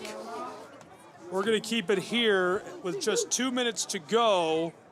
It's 24-18. Reinhardt trailing to the Phoenix, Lorenzo. Absolutely, and again, the Reinhardt defense, they've stood tall on multiple occasions. They've given the offense a chance to make something happen. Now, do they have one more stop in them? And if they do have one more stop in them, something that the Reinhardt offense did very well a year ago was converting in 2-minute drill situations. That's something that Reinhardt is very comfortable at completing and converting. Taylor Jackson, throughout his Reinhardt career, he's made the most out of those 2-minute drill situations. Can you give this offense one more chance to do something that they've been very good at over the course of Jackson's career?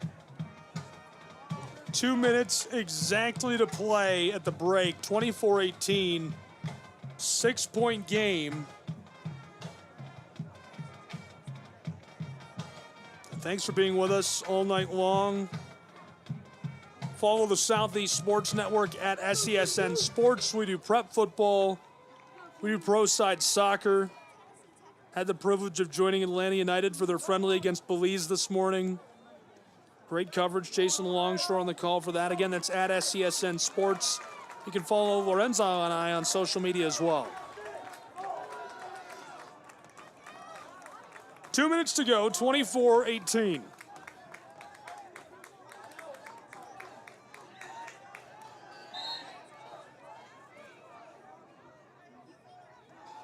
From the shotgun, nice give, big plowing hit. Reinhardt's Eagles are trying to stop him. He rolls forward for an impressive 6 yards. It'll be 3rd down and about 4. The football just beyond the 35. They're going to spot him on top of the 35. They need the 39. And I'm not going to take any credit away from Cornejo for staying up and plowing his feet into the turf. But Saylor told number 77, the center, giving him some assistance trying to push the pile. The total briefing there's a different perspective when we come out to each room. Great turnout tonight in Cumberland. Can it be repaired or does it need to be replaced? Big crowd. These fans are very passionate about their Phoenix. 151 to go, 24-18. Reinhardt trailing to Cumberland.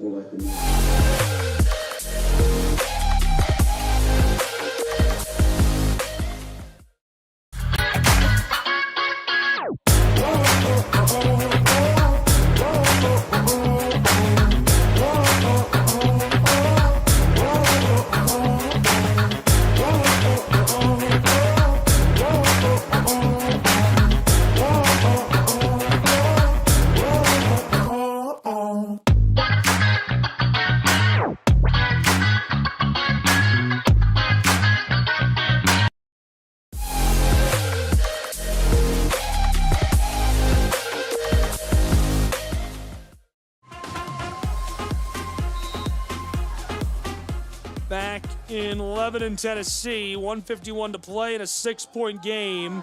Escapes the first. In trouble and dropped at the 25. 144 on the clock. Running now at 142, it stops. 24-18. Reinhardt trails to the Phoenix. It's 4th down and long. He escaped the first man, but he could not escape Nathaniel Sanford. Sanford is having a great game for this Reinhardt defensive line, stepping up on multiple occasions. That the biggest stand of the game because it gives Reinhardt a chance to execute a 2-minute drill. They called him out. They caught that right away on the clock. They move it back to 145.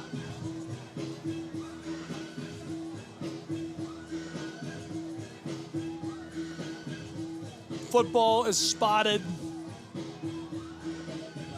at the 26-yard line of Cumberland. Special teams unit coming on for the Phoenix. Tim Mathis sending on his group.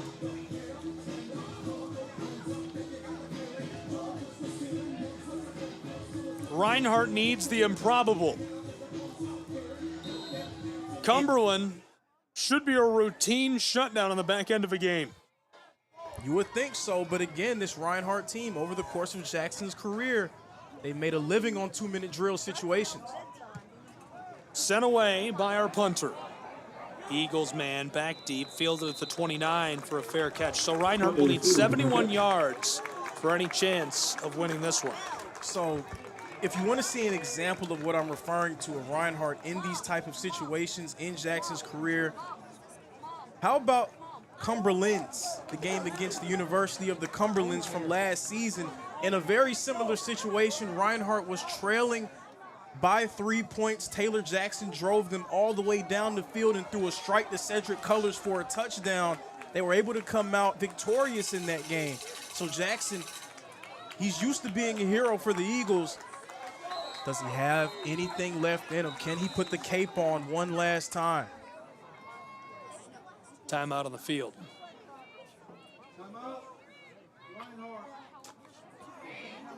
Reinhardt University next hits the road and will take on the Southeastern Fire. Promises to be a great matchup for this Eagles side. A couple of great matchups in the wings, pun intended, for these Phoenix. I would be remiss, sorry Gabe, would be remiss if I didn't bring this up. Shout out to SG and the Chief, tuned in at home. Shout out to SG and the Chief. What's that? Those that know. I don't know. Reinhardt, following their tussle with Southeastern on the road, will host Lindsey Wilson on the 20th. We'll have full coverage of that on the Southeast Sports Network at SESN Sports.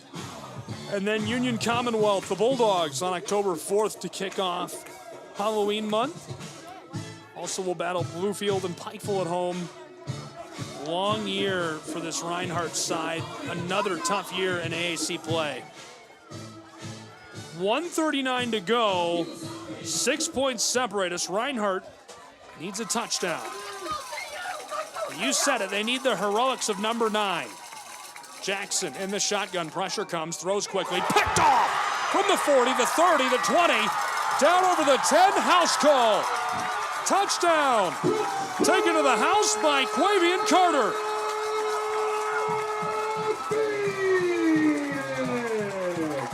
And right when the Eagles needed to make magic happen, the Cumberland Phoenix slamming the door shut on Reinhardt and putting the nail in the coffin, taking the 2-possession lead. The redshirt sophomore from Georgia, transfer from Highland Community College, puts this one to bed. 90 seconds to play, 30-18, Cumberland leads.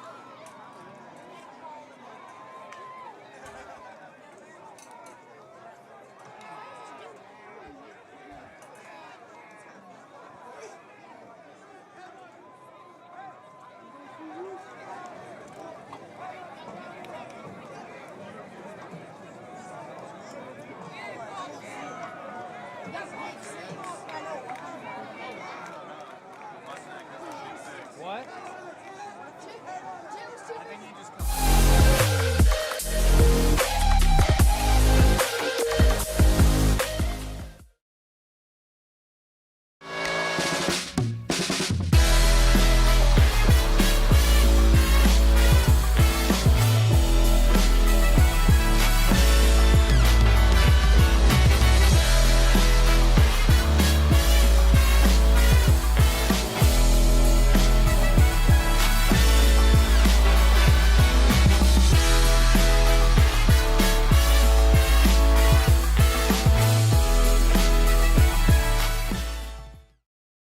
The Southeast Sports Network is now on Amazon Fire TV. Now you can download the SESN app and watch on any Amazon-enabled device, such as your Fire Stick. The easiest way to download the app is to go to our website, find the Watch SESN tab, and click Fire TV app. Then just select your device from the list. That's it. Free and easy. Enjoy watching the Southeast Sports Network on your Fire TV, Fire Stick, or Fire Tablet with just a few clicks.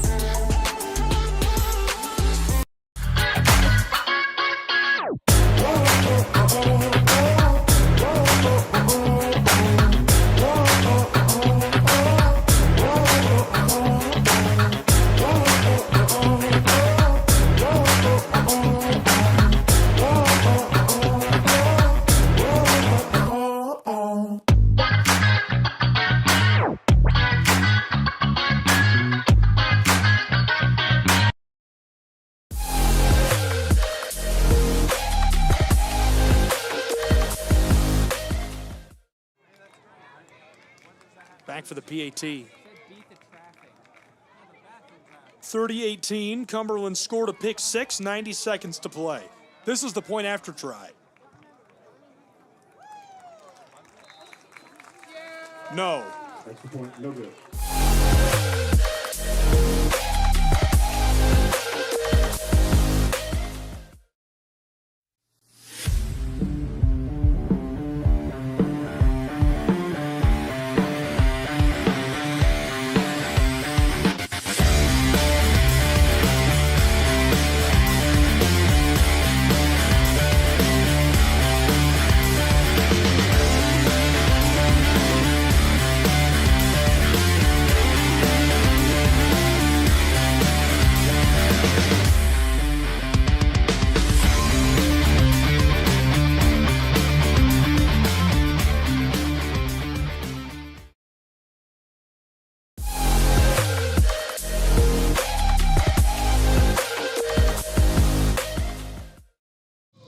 We're back in Lebanon, Tennessee, 90 seconds to play.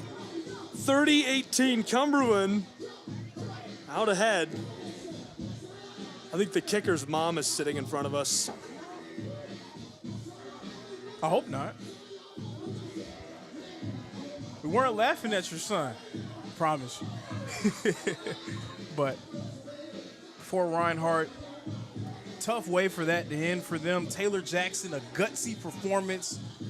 Seriously, yeah, great under pressure today. A lot of pressure. Very gutsy performance, so very tough way for that to end for him. But he gave his team a chance all the way until the end. Return to number 16. Eagles return this. Flag on the play. Flag on the play.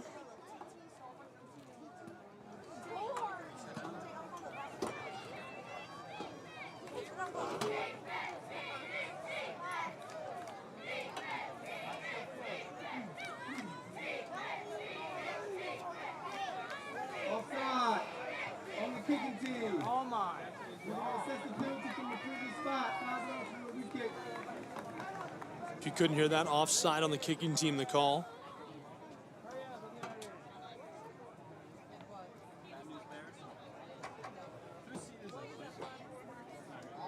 If you're the Eagles, there's still a minute and 20 left on the clock. Maybe if you can get a big play here, potentially force an onside kick situation.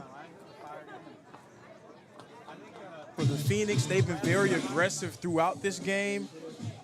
When it comes to trying to put pressure on the quarterback, I would expect them to really lay back and have 8 people defending in the back.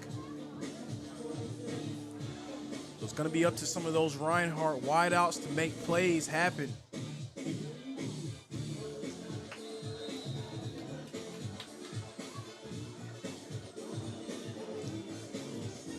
.80 seconds to go.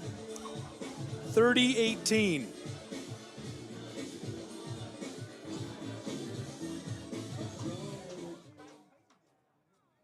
Cumberland sends this back underway. Eagle return man across the 15, trapped in a convoy and goes down. 1:15 to go on the clock.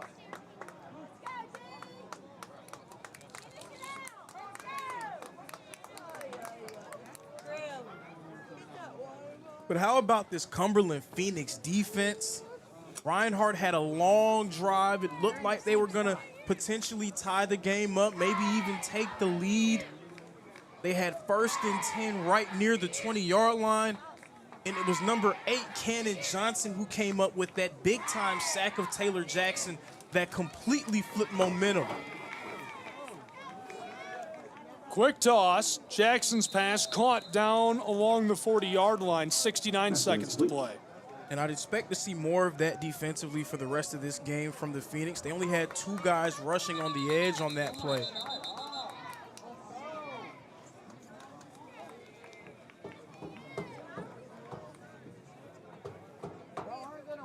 It's 96 Josh Jones and number 40 Tavarius Pitts. Trying to make something happen on the edge. That Cumberland Phoenix defense, again, so aggressive. You can tell they took things to a different level in that second half. They were flying around, making plays. They were celebrating everything. Yes, they had a few personal fouls in there, but that's to be expected when a team is playing as hard as they were defensively. Eagles man is upended out of play. 63 seconds on the clock now. Yeah, some really good performances. You know, Johnson, a total of 20 tackle for loss yards. Had 3 different tackles for loss, 10 total tackles. 8 tackles today for Hannah. He looked really good.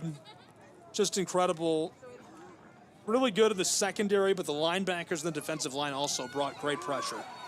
Quick toss, bobbled and dropped. And so Reinhardt facing a 4th and short situation with 57 seconds to play. 2 sacks for Johnson, 1 for Harris. And of course, the big pick 6. Incredible is a good term to use for the way that Cumberland performed defensively. But Reinhardt, they met the challenge head on. They didn't wilt. They gave themselves a chance right down the wire. But the Phoenix just proving to be too much. Quick toss. This is going to find the grass. Holtzclaw likely to end his day 8 for 17, an INT and a touchdown. 99 yards, 47%. On the ground, Cornejo, 124 yards. Powered these Phoenix to the win on offense. 35 for Hatcher, he was really good. 27 for Abston, the backup quarterback. Holtzclaw had 15 himself. Reinhardt defensively. 9 tackles for O'Lighton and Jones, 8. 10 TFL yards for Olayton as well. 1st and 10. Quick outlet pass. I think this might be the first college football game in this league for some of these fans here at Cumberland. I can't tell you how many times I've sat through a similar fourth quarter where the clock is constantly being adjusted.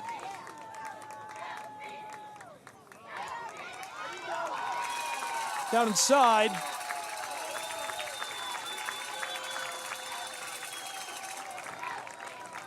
Reinhardt quickly, 22 seconds to play.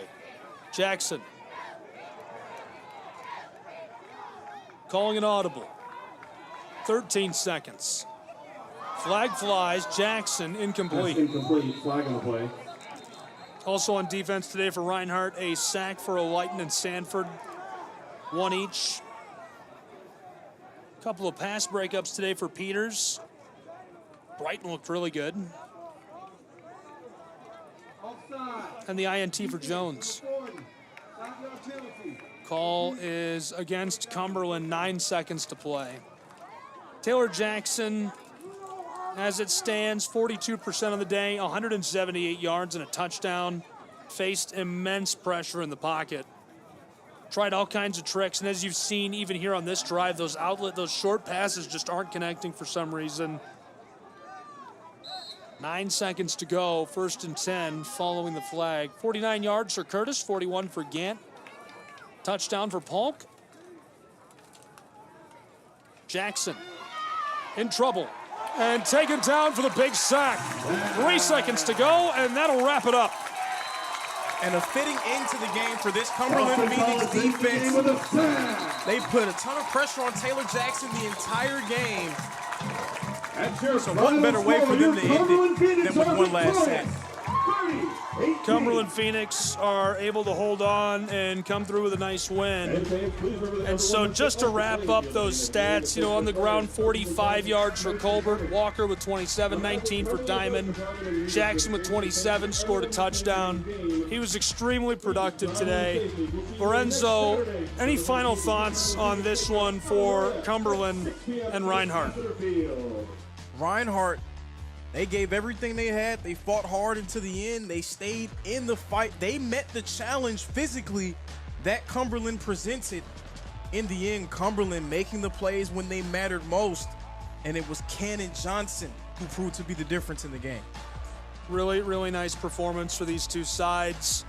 Reinhardt University travels to Southeastern next week. Looking forward to catching you next time. Be sure to connect with us on social media at SCSN Sports. For the Phoenix, for the Eagles, I'm Gabriel Schrei saying so long from Lebanon, Tennessee. Thank you for being with us on the Southeast Sports Network. Your final, 30-18 Cumberland.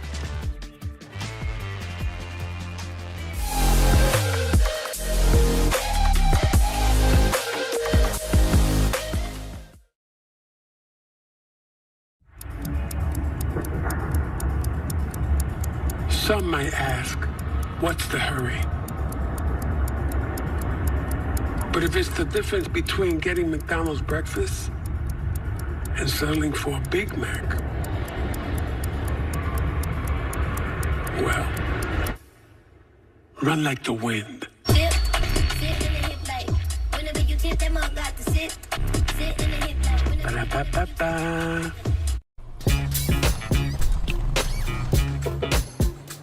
It's like that. Got it, but stays fair.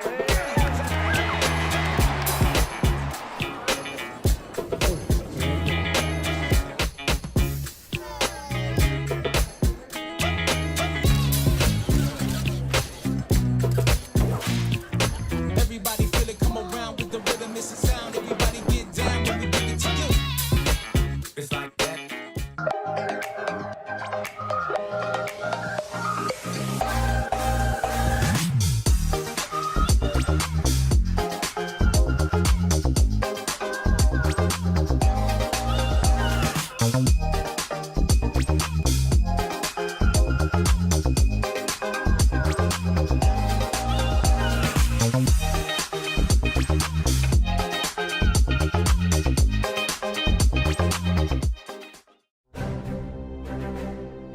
You don't have to wear a uniform for service or sacrifice. Every day, ordinary Americans perform extraordinary acts of courage and selfless service. Please join us in recognizing citizen heroes who have made a difference in the lives of others through their acts of courage and selfless service in communities across America. Nominate a citizen hero today at themedalofhonor.com.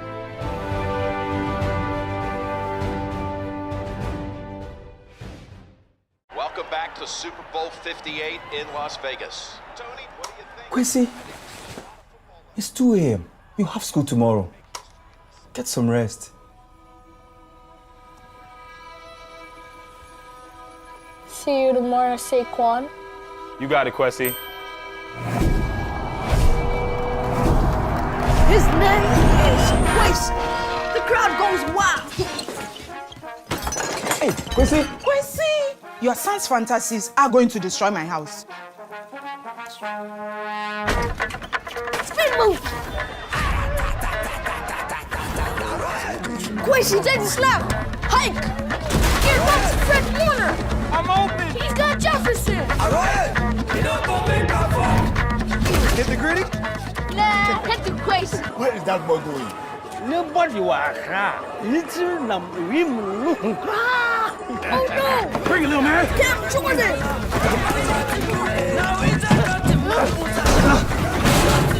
I'll see you tomorrow, Quincy. Quincy's in trouble. I got you. He pitches into Saquon. No! My ball! That's on you, bro. Besides, I'm not even real.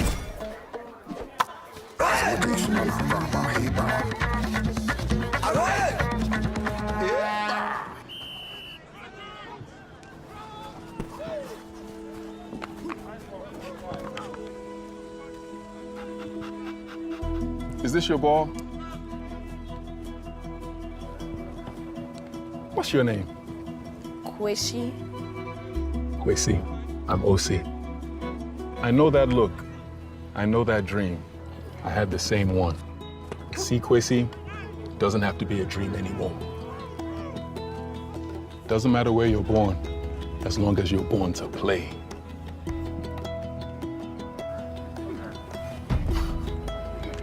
Just making sure you were real.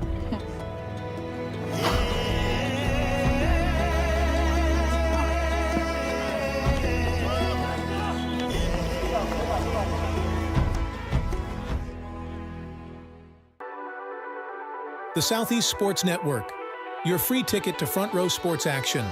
From heart-pounding football showdowns to thrilling basketball games, experience every moment live, all from the comfort of your home. Your favorite athletes, broadcast in real time and on demand. It's not just streaming, it's your front row ticket to the best of Southeastern sports. And the best part? It's absolutely free. Don't miss a moment of your favorite teams. Join us now at the Southeast Sports Network. The Southeast Sports Network, your front row ticket to live sports. Mental health plays a massive role in professional soccer and in sports in general. We're all here to support each other. We're all here to help each other, and you never know what somebody is going through, whether it's on the field or off the field. For me, mental health plays a huge role when it comes to goalkeeping because a lot of times the game is not near me and not near the goalkeeper, and it's important that I stay calm and stay ready and stay connected to the team even when the play is not by me.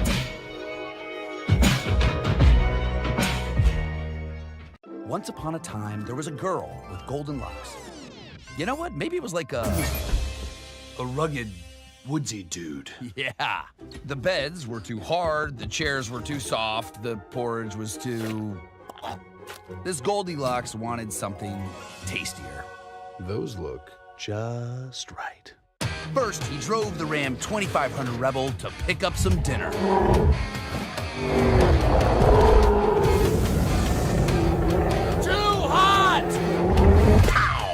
Some really big dinner. Tastes like chicken. Next, he took the Ram Charger deep into the woods to flex his artistic muscles.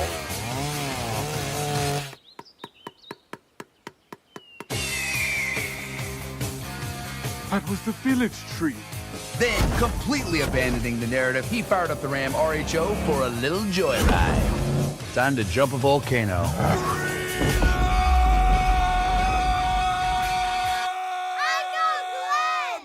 What about the 3 bears? This is my story.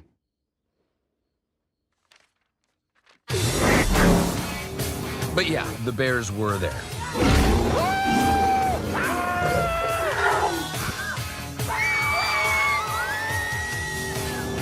And they all lived happily ever after.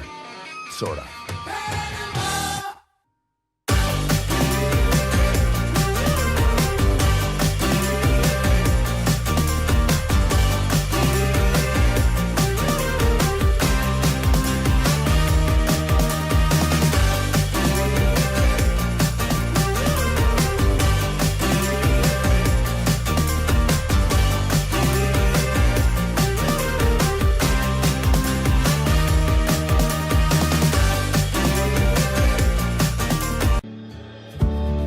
Our South Carolina story is told through love. We always felt the need to take a moment for ourselves, and the ocean has always drawn us closer. Charleston was such a romantic destination, with its ancient oaks and beautiful walking paths through town. But we love hiking too, and Greenville gave us a perfect view. This is our South Carolina story. What's yours?